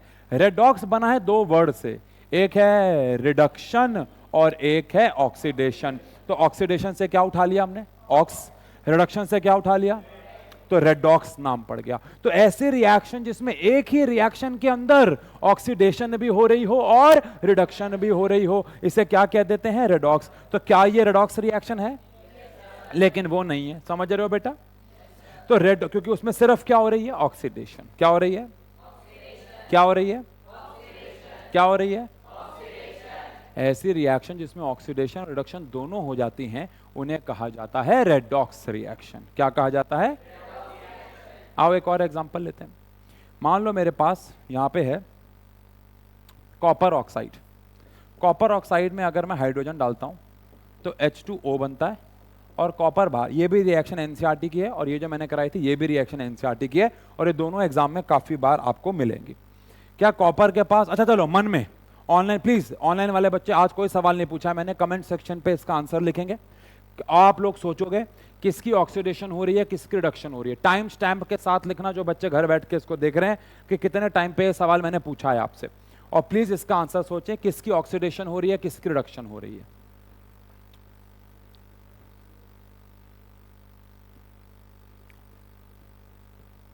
आई होप सोच लिया है। अब अगर हम ध्यान से देखें तो क्या हाइड्रोजन के पास पहले ऑक्सीजन थे? अब इसके पास ऑक्सीजन आ गए हैं। ऑक्सीजन का आना जो होता है, बहुत बढ़िया। इसके पास क्या ऑक्सीजन था? क्या इसके पास ऑक्सीजन है? ऑक्सीजन चला गया। ऑक्सीजन का जाना, ऑक्सीजन का जाना, तो क्या यहां पे ऑक्सीडेशन भी हो रहा है, रिडक्शन भी हो रहा है? तो क्या ये रिएक्शन रेडॉक्स रिएक्शन है? मुझे इससे पीछे लिखना चाहिए था, बट ठीक है, ये रिएक्शन रेडॉक्स रिएक्शन है। मैंने आपको 2 एग्जांपल दे दिए। आओ अब बात करते हैं ऑक्सीडेशन तो हम समझ गए, आओ अब बात करते हैं ऑक्सीडाइजिंग एजेंट की। सर रिडक्शन भी हम समझ गए, आओ फिर बात करेंगे रिड्यूसिंग एजेंट की। थोड़ा ध्यान से देखना पड़ेगा, ठीक है। प्रॉपर्टी एजेंट कौन होता है? जो प्रॉपर्टी आपको, आपकी प्रॉपर्टी बिकवाता है या आपको खरीदवाता है, उसको बोलते हैं प्रॉपर्टी एजेंट, जिसको आसान भाषा में प्रॉपर्टी डीलर भी कह देते हैं। डीलर से अच्छा शब्द होता है थोड़ा एजेंट। बोलो बेटा। मैरिज ब्यूरो एजेंट्स कौन होते हैं? जो शादी करवाते हैं। क्या करवाते हैं? या खुद कर लेते हैं? प्रॉपर्टी डीलर आपको एक घर दिखाने गया, उसको घर इतना पसंद आ गया उसने खुद ही खरीद लिया, और वो ऐसे करे जा रहा है करे जा रहा है, तो क्या वो अच्छा डीलर है? वो अच्छा इन्वेस्टर हो सकता है, पर वो अच्छा डीलर। मान लो एक बंदा जिसका नाम लक्ष्य है, ठीक है, वो सोचता है कि मैं बड़े होके एक मैरिज ब्यूरो एजेंट बनूंगा, मैं लोगों की शादियां करवाऊंगा, मेरी तो हो नहीं रही है तो लोग ही करवाओ, भाई बुरा मत मान जा, लोग ही करवाऊंगा, ठीक है। अब ये जब भी कोई लड़की देखने जाता है खुद ही कर लेता है शादी, तो क्या ये एक अच्छा एजेंट बन पाएगा? ध्यान रखना, एजेंट कौन है? जो दूसरों का कुछ करवाए, समझ गए बेटा, वो एजेंट होता है। अब यहां पे ऑक्सीडाइजिंग एजेंट कौन होगा? जो क्या करवाएगा? ऑक्सीडेशन करवाएगा। क्या करवाएगा? खुद की नहीं करेगा, खुद की नहीं करेगा, दूसरों की करवाएगा। समझ गए? सर पहचाने कैसे इसको? एक शॉर्ट ट्रिक बताता हूं, क्योंकि ये वन शॉट है तो शॉर्ट में बताता हूं। जिसकी रिडक्शन हो रही होती है वो ऑक्सीडाइजिंग एजेंट होता है, और जिसकी ऑक्सीडेशन हो रही होती है वो रिड्यूसिंग एजेंट होता है। बहुत शॉर्ट है, हमेशा ये आपके लिए काम करेगा। जैसे कि देखो यहां पे क्या पीबीओ की रिडक्शन हो रही है, तो ये हो गया ऑक्सीडाइजिंग एजेंट, क्योंकि ये ऑक्सीजन दे रहा है। ऐसे भी समझ सकते हो आप, ये ऑक्सीजन दे रहा है, ये कह रहा है ले लो ऑक्सीजन और अपनी क्या कर लो? ऑक्सीडेशन, क्योंकि मेरी तो क्या हो रही है? रिडक्शन। अच्छा, तो ये अपनी क्या कर रहा है? रिडक्शन, तो ये मैं हटा दूंगा, लेकिन ये कौन सा एजेंट हुआ? ऑक्सीडाइजिंग एजेंट हुआ। कौन सा एजेंट हुआ? अच्छा, क्या ऐसा कह दें कि कार्बन की हो रही है ऑक्सीडेशन, क्योंकि इसमें ऑक्सीजन क्या हो रहा है? ऐड। जिसकी ऑक्सीडेशन हो रही होती है वो कौन सा एजेंट होता है? Reducing agent. तो कार्बन हमारा कौन सा एजेंट हो गया? बहुत सिंपल है बेटा, जिसकी रिडक्शन हो रही हो वो कौन सा एजेंट? अबे जिसकी रिडक्शन हो रही हो वो कौन सा एजेंट? Oxidising agent. और जिसकी ऑक्सीडेशन हो रही हो वो कौन सा एजेंट? Reducing agent. चलो अब एक और करते हैं, इसमें ऑक्सीडेशन किसकी हो रही है? हाइड्रोजन की, तो ये कौन सा एजेंट हो गया? रिड्यूसिंग। उल्टा हो जाता है, इसमें रिडक्शन किसकी हो रही है? कॉपर ऑक्साइड की, तो वो कौन सा एजेंट हो गया? कौन सा एजेंट हो गया? यानी कि ये जिसकी रिडक्शन हो रही हो उससे उल्टा एजेंट बन जाता है। ओके ठीक है। सवाल कैसे आएंगे? आपको एक रिएक्शन दे देंगे, बोलेंगे पहचानो किसकी ऑक्सीडेशन हो रही है, किसकी रिडक्शन हो रही है, बस सिंपल क्वेश्चन आते हैं इसके ऊपर। डन है? चैप्टर के सेकंड लास्ट टॉपिक पे चलें बच्चों, चैप्टर का हाँ प्लीज। देखो क्या होता है, एक बच्चे ने एक सवाल पूछा है, देखो आपको ना मैं एक बहुत चीज पहले क्लियर कर दूं। बच्चे का सवाल क्या है कि अगर H2 और O2 आपस में जुड़ रहे होंगे तो किसकी ऑक्सीडेशन हो रही होगी और किसकी रिडक्शन हो रही होगी। पहले इस बात को समझते हैं। देखो अगर H2 और O2 जुड़ रहे हैं तो क्या बना रहे हैं? H2O। तो हाइड्रोजन के अंदर क्या ऐड हो रहा है? ऑक्सीजन। तो ये तो क्लियर है कि इसकी तो क्या हो रही है? ऑक्सीडेशन। लेकिन ऑक्सीजन में क्या ऐड हो रहा है? हाइड्रोजन। तो इसकी क्या हो रही है? तो ये रेडॉक्स रिएक्शन है। कौन सी रिएक्शन है? लेकिन मुझे अगर मैं आपसे एक सवाल पूछूं कि Na और Cl2 जुड़ के क्या बना रहे हैं, और मैं आपसे पूछूं इसमें किसी की ऑक्सीडेशन रिडक्शन हो रही है, तो आप क्या बोलोगे? बट मैं आपको बताऊं हो रही है। अभी आप बहुत छोटे हो तो इसलिए देखो मैं आपको कंफ्यूज नहीं करना चाह रहा था, बच्चे ने सवाल पूछा तो मैं इसके आंसर में कह रहा हूं। हम आपको जो तरीके से ऑक्सीडेशन और रिडक्शन पढ़ा रहे हैं ये सिर्फ एक तरीका है, 3 और तरीके हैं पता लगाने के कि क्या हो रही है ऑक्सीडेशन या नहीं। प्लीज समझना, आपसे ये कोई नहीं पूछ रहा, बोर्ड में तो एटलीस्ट नहीं पूछ रहा, आपके स्कूल के यूटी पूटी में पूछने तो अलग बात है, बोर्ड में कोई नहीं पूछ रहा। बट सच बता रहा हूं ये भी एक रेडॉक्स रिएक्शन है। इसमें सोडियम की हो रही है ऑक्सीडेशन और क्लोरीन की हो रही है रिडक्शन। क्योंकि बड़े होके सीखोगे कि इलेक्ट्रॉन का लॉस होना ऑक्सीडेशन होता है और इलेक्ट्रॉन का गेन होना भी रिडक्शन होता है। लेकिन अभी के लिए मैं इसकी ओर बात नहीं करना चाह रहा। मेरा फर्ज सिर्फ आपको इतना बताना है कि जो हम आपको रेडॉक्स पढ़ा रहे हैं अभी वो इनकम्प्लीट है। समझ रहे हो? कहीं बाद में आपको पता लगे और आप कहो कि दाढ़ी वाले ने गलत पढ़ाया था। मेरा फर्ज है आपको बताना कि एक्चुअली में ये एक तरीका है, 2-4 तरीके और है रेडॉक्स पता लगाने के, लेकिन ठीक है आपके लिए सिलेबस में यही है बस। डन है क्या? चलो अब बात करते हैं जो हमने पढ़ा ऑक्सीडेशन, उसके 2 नुकसान यानी कि बैड इफेक्ट्स, यानी कि बैड इफेक्ट्स ऑक्सीडेशन के। फिर हम पढ़ेंगे बैलेंसिंग, चैप्टर हमारा खत्म हो जाएगा। मैक्सिमम 20 मिनट का काम रह गया। ओके सुनो, अब ध्यान से सुनना। लेकिन आपसे एक सवाल पूछता हूं, बड़ा प्यारा सा सवाल है। सवाल ये है कि ऑक्सीडेशन का मतलब आप समझ गए, ऑक्सीजन का ऐड होना है। क्या ऑक्सीजन का ऐड होना यानी ऑक्सीडेशन हमेशा अच्छा है या बुरा भी है? बुरा तो पढ़ना ही है। अच्छा हमारी सीबीएसई हमारी एनसीईआरटी के लिए मत पढ़ो, बट आपको बताता हूं इसके फायदे क्या हैं। क्या अभी आप सांस ले रहे हो? लाइफ प्रोसेसेस चैप्टर में पढ़ोगे या पढ़ लिया होगा, वही ऑक्सीजन हमारे माइटोकॉन्ड्रिया में जाके हमें एनर्जी देती है। तो भैया यहां पे ऑक्सीडेशन बड़ा इंपॉर्टेंट है। बेटा कहीं पे भी आग लगा, क्या हमने आज मैग्नीशियम रिबन में आग लगाई या लाइटर को जलाया, अगर मैं इस लाइटर को ऑन करता हूं तो ये लाइटर क्यों जल पा रहा है? नहीं, ये लाइटर अब जल रहा है। हाँ अब दिख रहा है। ये लाइटर क्यों जल पा रहा है? नहीं दिखा रहे बाबू। ये लाइटर क्यों जल पा रहा है? क्योंकि यहां पे ऑक्सीजन है। अगर यहां पे क्या नहीं होती तो ये नहीं जलता। बात समझ में आ गई? ओके यानी ऑक्सीजन बहुत हेल्पफुल भी है, रेस्पिरेशन में भी हेल्प करती है, कंबंशन में भी हेल्प करती है, बहुत जगह हेल्प करती है। लेकिन इसके नुकसान भी हैं। ऑक्सीजन ऐड होने के, ऑक्सीडेशन के क्या भी हैं? नुकसान भी हैं। पहला नुकसान क्या है बेटा? कोरोजन। क्या है? जब भी किसी मेटल के ऊपर ऑक्सीजन, मॉइस्चर, वाटर, एसिड आता है तो वो धीरे धीरे मेटल को खाने लगता है, खराब करने लगता है। इसे कहते हैं कोरोजन। क्या कहते हैं?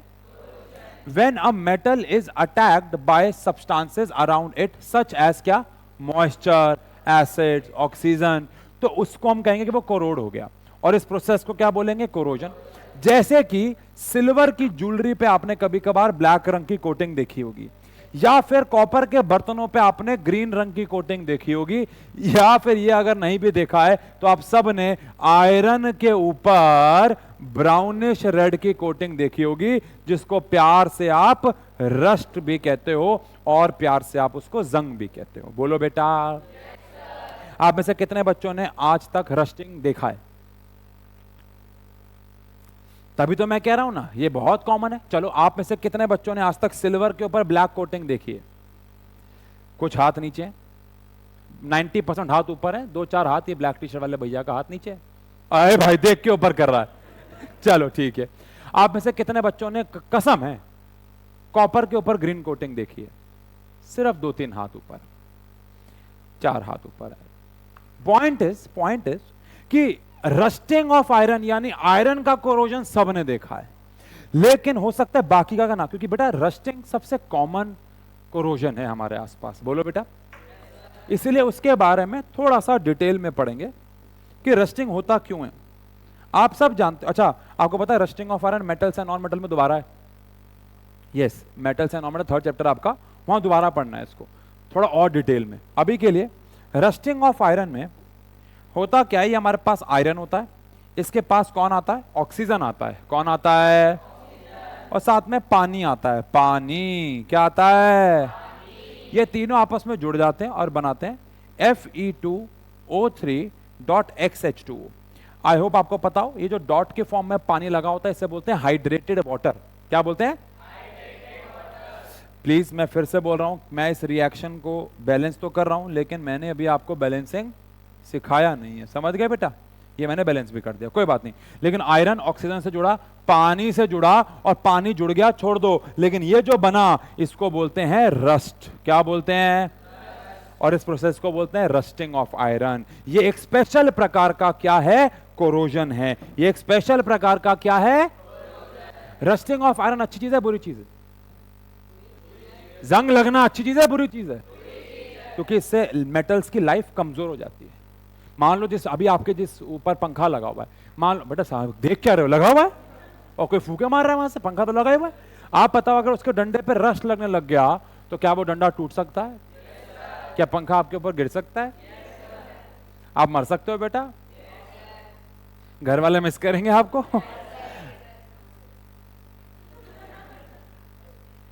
नाम क्या है तुम्हारा? अजीत। पूरा नाम क्या है? अजीत सिंह। बढ़िया है यार, बढ़िया, बहुत बढ़िया बेटा। रस्टिंग समझ गए बेटा आप? इसमें क्या होता है, आयरन किससे रिएक्ट होता है? ऑक्सीजन से, पानी से, और क्या बनाता है? Fe2O3.XH2 जो कि रस्ट होता है। क्या रस्टिंग अच्छी बात है बुरी बात है? इसको रोकना है। LKG का बच्चा भी जानता है, ऑयल लगा दो, ग्रीस लगा दो, क्या बच जाएगा? रस्टिंग। ये एक लोहे की रॉड है, अगर मैं इसके ऊपर पेंट लगा दूंगा, पेंट भी लगा सकता हूँ। पेंट लगाना मतलब पेंटिंग मतलब ऐसे नहीं डिजाइन बनाओ, फूल पत्ती बनाओ, लड़की लेटी हुई बनाओ, नहीं बेटा। पेंटिंग का मतलब है पेंट अप्लाई करो। क्या अप्लाई करो? आप सबको पता है ऑयल, पेंट, ग्रीस, ये सब पानी और ऑक्सीजन को मेटल से कांटेक्ट में आने से, आयरन के कांटेक्ट में आने से रोकेंगे। इससे हमारी रस्टिंग प्रिवेंट हो जाएगी। सही है क्या? फिर होता है गैल्वनाइजेशन। अब ये हमें सीखना होगा भाई, गैल्वनाइजेशन क्या होता है। बेटा अगर आपके घर में लोहे के बर्तन है और आप चाहते हो उन पे रस्ट ना लगे, तो क्या ऑयलिंग अच्छा ऑप्शन है? ग्रीस लगा दोगे? ग्रीस, फिर उसी में चाय पी रहे हो, पॉसिबल है क्या बेटा? नहीं। पेंट लगा दे? पेंट नहीं बेटा, नहीं। तो एक और तरीका भी होता है और वो होता है गैल्वनाइजेशन, और वो होता है लेयर ऑफ, क्या लगा देते हैं हम? Zinc on iron. हम आयरन के आर्टिकल्स के ऊपर, आयरन के ऑब्जेक्ट के ऊपर जिंक की एक पतली सी क्या लगा देते हैं? लेयर। इससे वो आयरन को रस्ट होने से रोकता है। इस प्रोसेस को कहते हैं गैल्वनाइजेशन। क्या बोलते हैं? और ऐसे आयरन को बोला जाता है GI, यानी गैल्वनाइज्ड आयरन। क्या बोलते हैं? कोई आपसे बोलता है ना कि यार ये दरवाजा GI का बना हुआ है, ये दरवाजा इसका, तो आप समझ ना GI का दरवाजा मतलब है गैल्वनाइज्ड आयरन का दरवाजा है, वो उसके ऊपर हमने जिंक की एक लेयर लगा रखी है। फिर आता है क्या? इलेक्ट्रोप्लेटिंग। आई होप सबको पता होगा इलेक्ट्रोप्लेटिंग का मतलब होता है कोई और मेटल की लेयर लगा दी जो लेस रिएक्टिव है। जैसे किसकी लेयर लगा दी? गोल्ड की लेयर लगा दी, अगर आपके पास पैसा है तो, या फिर आप सिल्वर की लेयर भी लगा सकते हो। हाँ, और आपको पता होगा निकल, कोबाल्ट, इन सब की लेयर भी लगती है। लेकिन आप जिंक की लेयर लगाते हो, उसे एक स्पेशल नाम मिला है और वो है गैल्वनाइजेशन। ओके है? चलो डन। सेकंड लास्ट टॉपिक पे आते हैं, फिर बैलेंस अनबैलेंस पे चलेंगे, और वो है रेंसिडिटी। क्या है? क्या कभी ऐसा हुआ है बच्चों आपके साथ कि आपकी मम्मी ने आपको टिफिन पैक करके दिया हो स्कूल में? ऑब्वियस बात है, सबको मिलता होगा। और टिफिन पैक करके आप उसे स्कूल में ले गए हो, लेकिन आपका स्कूल में जो दोस्त था वो कुछ अच्छा खाना लेके आया हुआ था, लेट्स से पास्ता, मैगी या जो भी है, और आप ले गए थे घिए की सब्जी और साथ में रोटी। वैसे घिए की सब्जी बहुत अच्छी होती है सेहत के लिए, बट ठीक है, पास्ता के आगे वो थोड़ा कम टेस्टी लगती है। तो फिर आपने दोस्त के साथ अपना लंच क्या, अपना उसका लंच क्या कर लिया? शेयर। आप खा नहीं पाए, आपने उसको बैग में रखा। 3 दिन की छुट्टी आ गई, 4 दिन की छुट्टी आ गई, 5 दिन बाद मम्मी ने आपसे टिफिन मांगा, तो कभी आपने उसे खोला है बेटा 5 दिन बाद? 5 दिन बाद कैसी खुशबू आती है उसमें से? बढ़िया आती है क्या? अच्छा, क्या 5 दिन बाद आप उसे खा लोगे? सुनो ध्यान से, मान लो आपके टिफिन में 3 हिस्से थे। ऊपर आपने रखी हुई थी रोटी, बीच में रखी हुई थी सब्जी, और लास्ट में रखा हुआ था ड्राई फ्रूट्स, काजू बादाम, है ना? ऐसे 3 दिन बाद टिफिन को ना खाने के 3 दिन बाद अगर आप उसे खोलोगे, उन तीनों में से ऐसी कौन सी चीज है जो सबसे ज्यादा खराब हो चुकी होगी? क्या हो गया खराब? और उनमें से कौन सी चीज ऐसी जो सबसे कम खराब हुई होगी? मुझे लग रहा है शायद ड्राई फ्रूट खराब होंगे भी नहीं, उसमें सब्जी की बदबू आ जाएगी, that is something different, but खराब नहीं होंगे। ऐसा क्यों हो रहा है? बिकॉज कुछ चीजें रेंसिड हो जाती हैं। क्या हो जाती हैं? ये क्या होता है? अगर हमारे खाने में फैट है और ऑयल है, अगर हमारे खाने में, और अगर उसमें ऑक्सीजन ऐड हो गई, तो हमारे खाने का स्मेल और टेस्ट बदल जाता है, खराब हो जाता है। इसको बोलते हैं रेंसिडिटी। क्या बोलते हैं? अच्छी बात है बुरी बात है? पहली बात तो ये ऑक्सीडेशन है, बिकॉज खाने में क्या ऐड हो रहा है? ऑक्सीजन। तो ऑक्सीडेशन हो रहा है खाने में, ऑक्सीजन के ऐड होने की वजह से खाने का स्मेल और टेस्ट खराब हो रहा है, जिसमें फैट है। अब आपको कैसा ड्राई फ्रूट में क्यों हो रहा है? बिकॉज वो इतना ड्राई हो चुका है कि ऑक्सीजन कैप्चर नहीं कर पाता है वो, इसलिए ड्राई फ्रूट सालों साल चलता है और खराब नहीं होता है अगर सही कंडीशन में रखा जाए तो। अब आप मुझे बताओ, अगर स्मेल और टेस्ट खराब होना अच्छी बात नहीं है, तो क्या रेंसिडिटी को रोकना होगा? रेंसिडिटी को रोकने के बहुत सारे तरीके हैं।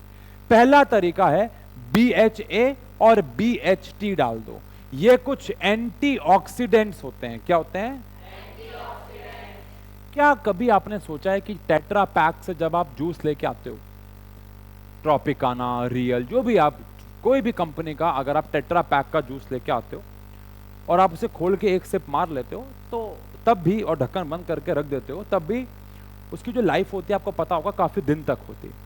लेकिन वहीं पे अगर आप मौसमी का जूस अभी निकलवा के बाहर से लेके आओ, मुझे लगता है आधे घंटे में कड़वा हो जाता है। ऐसा क्यों? गन्ने का रस आधे घंटे में रंग बदल देता है अपना। क्यों? वेरी गुड, क्योंकि जो टेट्रा पैक के जूसेस हम लेके आते हैं उसके अंदर प्रिजर्वेटिव्स तो होते ही हैं, साथ ही साथ एंटीऑक्सीडेंट्स भी डाले जाते हैं। क्या भी डाले जाते हैं? एंटीऑक्सीडेंट्स। अच्छा, इनकी फुल फॉर्म है कुछ, आपको याद नहीं करनी है। ब्यूटाइलेटेड हाइड्रोक्सी एनिसोल, याद कर भी नहीं पाओगे, करनी भी नहीं। और ये है ब्यूटाइलेटेड हाइड्रोक्सी टाउलिन, है कुछ यार, लेकिन आपको याद नहीं है। लेकिन आप सोचो, मान लो ये मेरे पास ना खाना है, इसमें मानो राजमा चावल है। क्या है? अपना राजमा चावल में ना मैंने ना क्या डाल दिया? BHA डाल दिया। क्या डाल दिया? और इसे पैक कर दिया। मैंने कहा बेटा घर ले जा, और अपना स्कूल ले जा, सॉरी। तो BHA क्या करेगा? जब भी खाने में ऑक्सीजन आएगा तो BHA क्या करता है? उस ऑक्सीजन को पहले खुद से पकड़ लेता है और खाने से रिएक्ट होने से बचाता है। इमेजिन करो कि मैं यहाँ पे एक गार्ड बैठा दूं और बाहर से कोई बंदूक लेके मेरे को मारने आए, तो पहले वो गार्ड पकड़ लेगा ना उसको। समझ गए आप? चाहे चलो बंदा आएगा तो अलग लग रहा है, मालूम वहां से कोई गोली निकल के आई और गार्ड ने कहा मैं खा लूंगा, अपने मालिक को बचा लूंगा, तो गार्ड तो मर गया। अब अगर अगली गोली आएगी तो मुझे लगेगी ना। तो मैंने यहाँ पे 20 गार्ड बैठा दिए, बहुत पैसा है मेरे पास, मैंने 20 गार्ड बैठा दिए, तो कितनी गोलियों से बच जाऊंगा मैं? 21 पे तो लगेगी ना। तो आप समझो कुछ लिमिटेड अमाउंट में BHA और BH डाला हुआ है, जब भी क्या आएगी? ऑक्सीजन, वो उससे रिएक्ट होगा, लेकिन उसकी भी एक लाइफ है, वो खत्म होगा, ताकि 1 महीना 2 महीना जो भी है। बट इतना समझो, ये कौन है? एंटीऑक्सीडेंट्स हैं। जैसे खाने में क्या आती है? ऑक्सीजन, ये पकड़ लेते हैं ऑक्सीजन को। समझ गए? समझ गए? अगला क्या है? पैकेट्स में कौन सी गैस डाल दो? नाइट्रोजन। आपने चिप्स के पैकेट देखे होंगे, उसमें कौन सी गैस होती है? नाइट्रोजन। एक्चुअली वो क्यों होती है? क्योंकि चिप्स के पैकेट को बंद करना है और हवा होने देता कि चिप्स के पैकेट टूटे भी ना। अब आप नॉर्मल हवा भर सकते थे, बट नॉर्मल हवा में बहुत सारी ऑक्सीजन होती, तो हमने क्या किया? उसमें नाइट्रोजन भरा। नाइट्रोजन जो है वो खाने के साथ रिएक्ट नहीं होगी। अगर मैं नॉर्मल हवा भरता हूँ, उसमें 21% क्या होती? ऑक्सीजन। चिप्स खराब हो जाते, टेस्ट और स्मेल खराब होते, तो इसलिए हम नाइट्रोजन भर देते हैं। अच्छा, खाने को कहाँ रख दो? महंगे एयर टाइट कंटेनर्स में रखोगे तो खाने की लाइफ बढ़ जाएगी। मान लो बेटा आप एक बर्तन लेके आए अच्छी कंपनी का, मिल्टन, टपरवेयर, सिग्नोरा वेयर, नाम सुने हैं? इन कंपनी के टिफिन में अगर आप अपना खाना पैक करके रखोगे, एक तो लीक भी नहीं होता, ऊपर से इसकी लाइफ भी थोड़ी ज्यादा होती है। मेरी मम्मी ने मुझे एक बार खाना पैक करके दिया था बेटा, कंजक वाले टिफिन में। उस कंजक वाले टिफिन में डोरेमोन बना हुआ था, कसम से कह रहा हूं। और मेरी मम्मी को उस टिफिन पे इतना यकीन था कि उन्होंने उसके अंदर राजमा चावल पैक करके देते। अगले स्कूल में मैं गया, मैं सेक्टर 7 के गवर्नमेंट स्कूल में पढ़ता था, पड़ोस में ही। मैंने स्कूल में जब बैग खोला तो टिफिन जब खोला उसमें सिर्फ राजमा और चावल बचे थे मतलब सारी तरी मेरे बैग में, क्योंकि यार उस डब्बे में इतना तो गैप था यार, जिसमें तरी बाहर निकल रही है, कुछ कुछ चावल भी बाहर निकल गए, क्या उसमें ऑक्सीजन नहीं जाएगी? तो अगर मैं वो डोरेमोन वाले टिफिन में यहाँ पे राजमा चावल रख दूं और अच्छे मिल्टन, टप्परवेयर, सिग्नोरा वेयर में रख दूं, तो क्या यहाँ पे उससे खराब होने के चांसेस कम है ना वे? तो एयर टाइट कंटेनर्स लाइफ को बढ़ा देते हैं। ठंडे फ्रिज में रख दो बेटा, जब पहले फ्रिज इन्वेंट नहीं हुए थे, खाना बनता था और खराब हो जाया करता था, इसलिए उतना ही बनाते थे जितना खा लो। समझ गए बेटा? आज की डेट में मुझे पूरा यकीन है 2-2 दिन पुरानी चीजें भी खाई होंगी आपने, हमने तो खाई हैं। आप मना कर रहे हो तो झूठ ही कह रहे हो। मान लो आज खाना बना, 2 दिन तक नहीं खाया, बच गया किसी ने, तो वो वहीं पे फ्रिज में रख देते हैं, 2 दिन बाद, दूध नहीं क्या 2 दिन बाद यूज करते हैं आप। खैर दूध बड़ा अलग एग्जांपल है, और एसिडिटी का नहीं है। ये खाने को फ्रिज में रख दोगे तो टेम्परेचर कम होगा, कम टेम्परेचर पे ऑक्सीजन क्या नहीं होती? रिएक्ट नहीं होती। क्या नहीं होती? और अगला क्या है? अंधेरे में रख दो बेटा। ऑक्सीजन को लाइट से भी बड़ा प्यार है। ऑक्सीजन लाइट में भी बहुत जल्दी रिएक्ट होती है। क्या आपने कुछ दवाइयां देखी हैं, उस पर लिखा होता है store in cool and dark places. Dark because अंधेरे में रखने से लाइट नहीं होगी तो ऑक्सीजन को रिएक्ट होने में दिक्कत होगी। जहां लाइट ज्यादा है वहां पे ऑक्सीजन थोड़ी ज्यादा जल्दी रिएक्ट होती है, समझ गए। और अगला क्या है, वैक्यूम पैकिंग, क्या ही खींच लो हवा, ना रहेगा बांस। अब इसका क्या मतलब है और जरा समझ। आपने खजूर के पैकेट देखे होंगे, खजूर के पैकेट में से क्या खींच के रखते हैं, हवा, एकदम वैक्यूम पैक करके रखते हैं उसको, ना है ऑक्सीजन ना क्या होगी डेंसिटी। चीज के पैकेट्स को वैक्यूम पैक करके रखते हैं। अब आप समझो ना, सब अपने अपने तरीके अलग अलग। मान लो मम्मी को आपके राजमा चावल की डेंसिटी बचानी है, तो क्या मम्मी उसमें BHA डालेंगी? ये कौन सी मम्मी है जो खाने में पहले कह रहे अरे बेटा BHA डालना भूल गए? नहीं, आपकी मम्मी उसके अंदर नाइट्रोजन भर रही है। आपके टिफिन के अंदर आपने घर में नाइट्रोजन का सिलेंडर ला के रखा हुआ है, पापा ऑफिस जा रहे हैं, मम्मी नाइट्रोजन भर रही है। ऐसा होगा क्या बेटा? नहीं होगा, अबे खाने में भर रही है। तो आपके घर में ज्यादातर इस्तेमाल होता है एयर टाइट कंटेनर्स और क्या, फिर रेफ्रिजरेटर वाला, वैक्यूम पैकिंग भी नहीं। अच्छा, कहीं कहीं जगहों तो वैक्यूम पैकिंग कर भी नहीं सकते। क्या हम चिप्स के पैकेट में वैक्यूम पैकिंग कर सकते हैं? क्या होगा? चिप्स टूट जाएंगे। तो हर जगह हर प्रोसेस नहीं लागू होता। ये 5 प्रोसेस हैं, समझ गए क्या? पक्की बात है। चैप्टर समाप्त करने पे आ रहे हैं और अब हम आगे बढ़ने वाले हैं एक टॉपिक पे जिसका नाम है बैलेंस्ड एंड अनबैलेंस्ड इक्वेशन। समझ गए बेटा? अब बात करेंगे 2 प्रकार की रिएक्शंस की, बैलेंस्ड और अनबैलेंस्ड। बहुत इजी टॉपिक है, मैं आपको बताता हूँ। बहुत सारे लोगों ने इसको बहुत मुश्किल ना बना दिया है। बताऊं क्यों बना दिया है? रीजन बीइंग क्योंकि इसमें ना बड़े मुश्किल तरीके दिखाए हैं बैलेंस करने के। बैलेंसिंग बहुत इजी है, सिंपल टॉपिक है, खामखा मुश्किल बना के इसको कंफ्यूज करने वाली बात है ही नहीं। आओ देखो भाई, क्या है बैलेंस रिएक्शन? पहले समझते हैं बैलेंस रिएक्शन या बैलेंस इक्वेशन क्या होती है। अच्छा, आप रिएक्शन और इक्वेशन में फर्क को समझते हो? अगर नहीं समझते देखो इधर, अगर मैं आपको यहां पे लिख के दूं क्या, एक रिएक्शन, तो रिएक्शन समझना क्या है, व्हेन मैग्नीशियम रिएक्ट्स विद कौन सी gas, oxygen gas, it forms क्या भाई, मैग्नीशियम ऑक्साइड। ये क्या बना देता है, मैग्नीशियम ऑक्साइड। मुझे इसे लिखने में कितनी देर लगी होगी आपके हिसाब से? अंदाजा बताओ कितनी देर लगी होगी मुझे? मेरे हिसाब से 10 सेकंड, 12 सेकंड, ये ज्यादा इससे 10 सेकंड मान लेते हैं। चलो कितना मान लेते हैं? लेकिन अगर मैं मान लो इसी पूरी चीज को किस फॉर्म में लिखना चाहूं, इक्वेशन के फॉर्म में, तो क्या लिखूंगा, when magnesium reacts with oxygen it forms magnesium oxide. तो जितना भी समय मुझे ऊपर लगा था ये तो फैक्ट है, मुझे उससे आधे से आधा समय नीचे लगा है। यस और नो? तो जो नीचे लिखा है हमने वो इक्वेशन है, ऊपर जो लिखा है वो रिएक्शन। और इक्वेशन को बनाया गया ताकि कम मेहनत और एफर्ट्स लगे। ओके, अब जो इक्वेशन होती है वो 2 प्रकार की होती है। पहली होती है हमारे पास बैलेंस्ड। बैलेंस्ड इक्वेशन कौन सी इक्वेशन होती हैं? जिनमें हमारे पास इक्वल नंबर ऑफ एटम्स होते हैं इन कौन सी side, reactant and product side. In reactant and product side. लेकिन वहीं पे हमारे पास कौन सी इक्वेशन भी आती है, अनबैलेंस्ड। क्या आप में से कोई बच्चा जानता है कि अनबैलेंस्ड इक्वेशन या अनबैलेंस्ड रिएक्शन का एक और नाम क्या है? कोई जानता है? Very good, very good. क्या नाम है भाई? Skeletal equation. इसको प्यार से क्या भी बोलते हैं? स्केलेटल इक्वेशन भी कहा। तो ये नाम भी पता होना चाहिए, कहीं को ये ना हो एग्जाम में इसके हिसाब से पूछ ले आपसे। चलो ठीक है, अब क्या है अनबैलेंस्ड इक्वेशन? समझ जाओ, जिसमें क्या अनइक्वल नंबर होंगे, किसके? अनइक्वल नंबर ऑफ क्या भाई, एटम्स इन कौन सी side, reactant and product side. बहुत सिंपल सा टॉपिक है, रिएक्टेंट और प्रोडक्ट साइड पे अनइक्वल एटम्स। आओ एग्जांपल के तौर पे बात करते हैं। चलो आओ एग्जांपल के तौर पे बात करते हैं। जैसे कि मेरे पास एक रिएक्शन है, Na+O2 गिव्स Na2O। अब अगर मैं इस रिएक्शन में आपसे पूछूं कि रिएक्टेंट साइड पे सोडियम कितने हैं, तो आप क्या बोलोगे? लेकिन प्रोडक्ट साइड पे कितने हैं? 2। ऑक्सीजन में आपसे पूछूं रिएक्टेंट साइड पे, तो आप बोलोगे 2 हैं, लेकिन प्रोडक्ट साइड पे 1। तो ये रिएक्शन बैलेंस्ड है या अनबैलेंस्ड है? तो ये रिएक्शन साफ दिख रही है कि ये अनबैलेंस्ड इक्वेशन है या रिएक्शन है। लेकिन वहीं पे अगर मैं आपको एक और रिएक्शन दूं, ZnSO4, प्लस में Mg गिव्स MgSO4 प्लस में Zn। अब आप बताओ यहां पे जिंक कितने हैं? 1 है, और यहां पे भी कितना? 1 है। अच्छा बताओ मैग्नीशियम कितने हैं?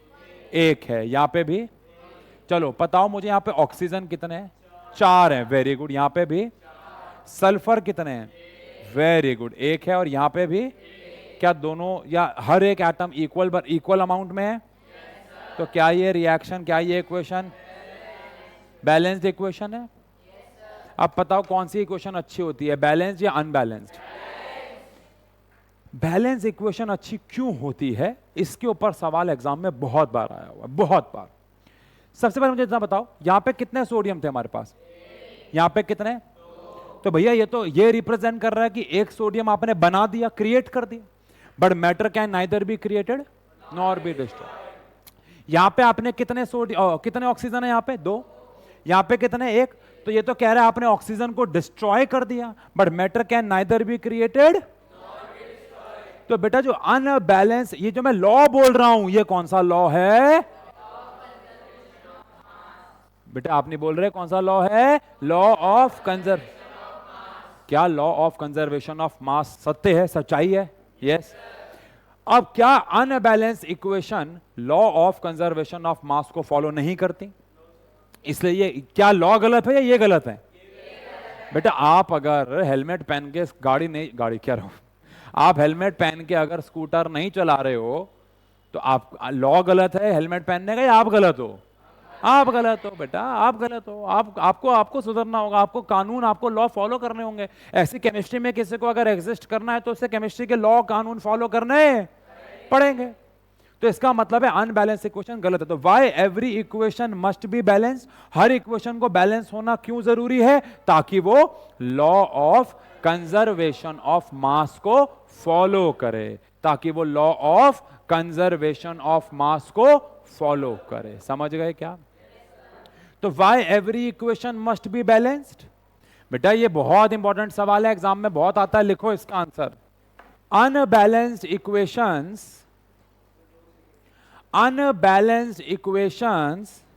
do not follow, unbalanced equations do not follow law of conservation of mass. Unbalanced equations do not follow law of conservation of mass, and hence these equations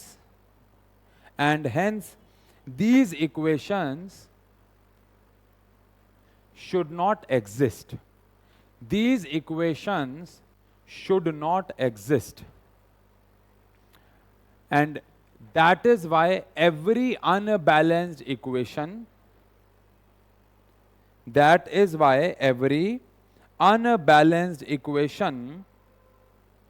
must be balanced.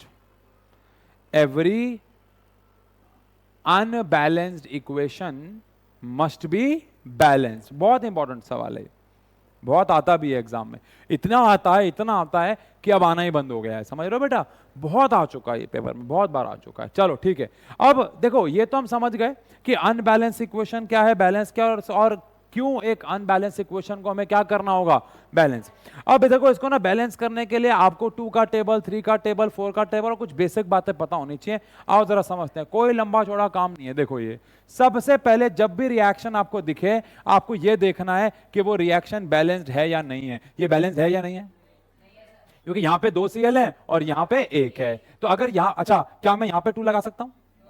क्योंकि अगर मैंने यहां पे 2 लगा दिया तो इसका फॉर्मूला ही बदल जाएगा। तो जो भी नंबर आप बैलेंसिंग में लगाओगे या तो वो आगे आएंगे या तो वो आगे आएंगे। बस समझ गए बेटा? अब यहां पे कितने Cl हैं? यहां पे कितने हैं? तो क्या मुझे यहां 2 तो लगाना ही पड़ेगा। पर ऐसा करने पे क्या सोडियम भी 2 हो गए? तो क्या मैं यहां भी 2 लगा दूं? क्या रिएक्शन बैलेंस हो गई? इतनी आसान है। वो टेबल बनाओ, रिएक्टेंट साइड लिखो, प्रोडक्ट साइड लिखो, क्रॉस मल्टीप्लाई, फलाना ढिमकाना, सब बेवकूफी है बेटा। मतलब बेवकूफी नहीं है, लॉन्ग मेथड है। ऐसा कोई लंबा चौड़ा बैलेंसिंग में नहीं आ रही है आपके पेपर में। समझ आओ, इधर देखो। चलो जैसे एक ये एग्जांपल लेते हैं। चलो इससे पहले एक आसान, मेरे पास नाइट्रोजन है, मेरे पास हाइड्रोजन है, इसको जोड़ के मैंने बना दिया एमोनिया NH3। ये रिएक्शन बैलेंस्ड है अनबैलेंस्ड है? कैसे पता लगा? यहाँ पे 2 नाइट्रोजन है, यहाँ पे सिर्फ, क्या यहाँ पे 2 लगा दें? लेकिन ऐसा करूंगा तो हाइड्रोजन 3 दूनी 6, 3 दूनी 6, तो क्या यहाँ पे 3 लगा दूं? तो इसका कोई टेक्निक नहीं है, बेसिक मैथ्स है, 2 का टेबल 3 का टेबल आ जाएगा। चलो अब एक और देखो, एल्यूमिनियम जो है वो रिएक्ट होता है ऑक्सीजन के साथ और बनाता है Al2O3। क्या बनाता है? अब सुनो, ये एक छोटी सलाह दे रहा हूं, जब भी कोई चीज एक तरफ 2 हो और एक तरफ 3 हो, जैसे यहां पे ये 2 थी और ये, तो उसको 2 से और उसको 3 से मल्टीप्लाई तो हमेशा कर ही देना। जैसे यहां पे ऑक्सीजन कितना है, यहां पे कितना है, तो इसको 2 से कर दो और इसको, मैं ये नहीं कह रहा इससे बैलेंस हो जाएगी, लेकिन इससे एक स्टेप आसान हो जाएगा कि वो बराबर हो जाएंगे। ये भी कितना हो गया देखो 6, 3 दूनी 6, ये भी कितना हो गया? क्या एल्यूमिनियम 4 हो गए? 4 लगा दिए। सही जा रहे हैं क्या? सही जा रहे हैं क्या? चलो आओ, फास्फोरस जुड़ता है क्लोरीन से और बनाता है फास्फोरस पेंटाक्लोराइड। थोड़ा सा ध्यान से सुनेंगे, यहां पे कितने क्लोरीन है? 2 है बेटा, 2 है, 2 यहां पे है। तो अगर मुझे इनको बराबर करना है तो एक कॉमन सेंस बात ये भी कहती है कि यहां पे फास्फोरस 4 है और वहां पे फास्फोरस 1 है, तो 4 से कर दें। आओ देखते हैं ना क्या होगा। जब कुछ समझ ना आ रहा तो करना शुरू तो करो ना कम से कम। अच्छा, अब Cl हो गए 5 इंटू में 4 20, यहां पे कितने हैं? इसको 10 से मल्टीप्लाई कर दो। समझ गए क्या? चलो एक और रिएक्शन देखते हैं। H2SO4 रिएक्ट होता है कैल्शियम से तो बनाता है CaSO4 और कौन सी गैस बाहर निकाल देता है? H2। कभी कभार ऐसा होगा कि आपके सामने कोई रिएक्शन आएगी और वो पहले से ही बैलेंस्ड होगी। क्या यहाँ पे ये रिएक्शन पहले से ही बैलेंस्ड है?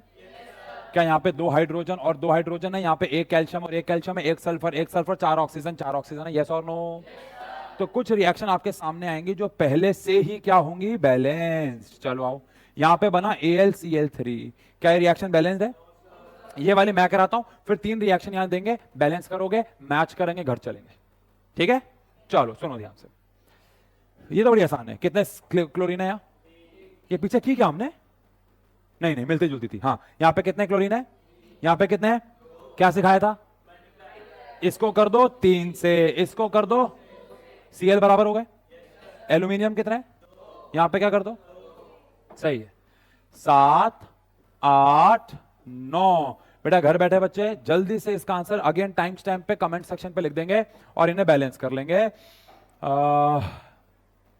एक दो आसान देते हैं, एक थोड़ा सा ट्रिकी देते हैं। चलो, Na2SO4 रिएक्ट होता है Ca से और बनाता है CaSO4 प्लस में Na।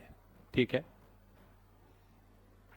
Na2SO4 रिएक्ट होता है Al से, ये थोड़ी ध्यान से करना, बनाता है Al2SO4 थ्राइस प्लस में Na। ये थोड़ी ध्यान से करना, 2 ही कर लो। चलो ऐसा करो, जल्दी करो।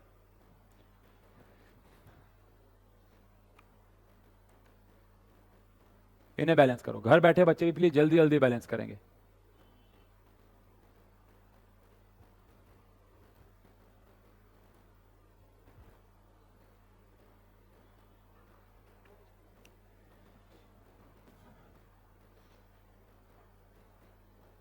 हो गई?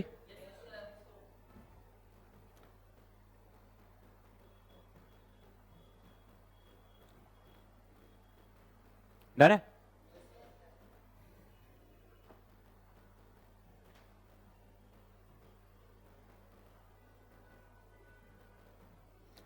अच्छा देखो, अभी तो वैसे हम उसको और वेट कराएंगे। भाई एक बार इधर दिखाएंगे क्या हम इसको? आपको शायद दिख रहा हो नीचे ब्लैक ब्लैक आ गया है ना, इस पे जूम करना एकदम। ये एकदम यहां से नीचे से दिख रहा है क्या आपको? अभी मैं इसको और छोड़ दूंगा ना, ये मैं अगर आपको दूसरे वाले कैमरे, हो गया क्या जूम? अब अगर मैं इसको दूसरे वाले कैमरे से भी इनको दिखाऊं तो नीचे ब्लैक आ चुका है और ऊपर जो है वो बिल्कुल बिल्कुल व्हाइट हो जाएगा ये कल तक। ये बिल्कुल व्हाइट और सारा ब्लैक ब्लैक ब्लैक ब्लैक नीचे बैठेगा। हाँ दिख भी रहा होगा, देखो नीचे ब्लैक है, दिख रहा है इसके नीचे बिल्कुल क्लियर। तो ये प्रेसिपिटेशन भी होगा, यानी हमें एक ही रिएक्शन में पांचों का, ऐसे बहुत कम रिएक्शन है हमारे पास जिसमें हमें पांचों कैरेक्टर दिखते हैं। ये उनमें से एक है कि हमें पांचों दिख गए, colour change, temperature change, state change, gas निकलना, प्रेसिपिटेट बनना, ये सब। ठीक है, बैलेंस हो गई क्या? चलिए, अब अगर ये बैलेंस हो गई है रिएक्शन, तो यहां पे हमारे पास सबसे पहले आता है कि भैया ये है हमारे पास सोडियम, यहाँ पे 2 है और वहां पे सिर्फ 1 है, तो ये तो बड़ी आसान होगी, यहाँ पे आपने 2 लगा दिया होगा। यस और नो? अब सुनो, यहां पे थोड़ा ट्रिकी काम था। क्या ये सल्फेट को मैं 1 मानूं अगर, तो यहां पे सल्फेट 1 है मेरे पास, है ना, लेकिन यहां पे सल्फेट मेरे पास 3 है, तो क्या मैं इसको 3 से मल्टीप्लाई करूं? तो सल्फेट को अगर मैं पूरा 1 मान रहा हूं तो यहां पे 3 सल्फेट हो गए, यहां पे भी 3 हो गए। अच्छा, यहां पे लेकिन सोडियम कितने हो गए? 6, 3 इंटू 2 6, तो क्या यहां पे भी 6 लगा दूं? और यहां पे 2 एल्यूमिनियम है तो यहां पे भी 2 आ जाएगा, ये रिएक्शन बैलेंस हो गई। समझ गए? तो बेटा ये प्रैक्टिस से जाता है, ऐसा नहीं है कि इतना क्वेश्चन कर रहे हैं आपको बैलेंसिंग आ जाएगी, नहीं, हम लोग आपको असाइनमेंट कराएंगे आगे के और लेक्चर्स में, आपको यहाँ पे क्वेश्चन आंसर्स के प्रॉपर रिकॉर्डेड मिलेंगे और इन्हीं के साथ करेंगे, उसको बड़ा मजा आएगा। लेकिन ध्यान रहे, एक बहुत इंपॉर्टेंट बात है, वो ये है कि जैसे ही आप लोग घर जाओगे और आप लोग ये स्क्रीन बंद करोगे, ये पीपीटी आप लोगों को टेलीग्राम पे मिल जाएगी, आप लोगों को व्हाट्सएप पे भेज दी जाएगी। घर जाके रिक्वेस्ट है, क्योंकि हमने 1 शॉट में पढ़ा है, सारी की सारी चीजें जो जो इंपॉर्टेंट है वो हाथ से एक बारी आपको लिख लेनी है। बात समझ में आती है? पक्की बात है? जल्दी से कैमरा में बाय कर दो। क्या बात है, बहुत बढ़िया। चलिए, thank you so much, thank you.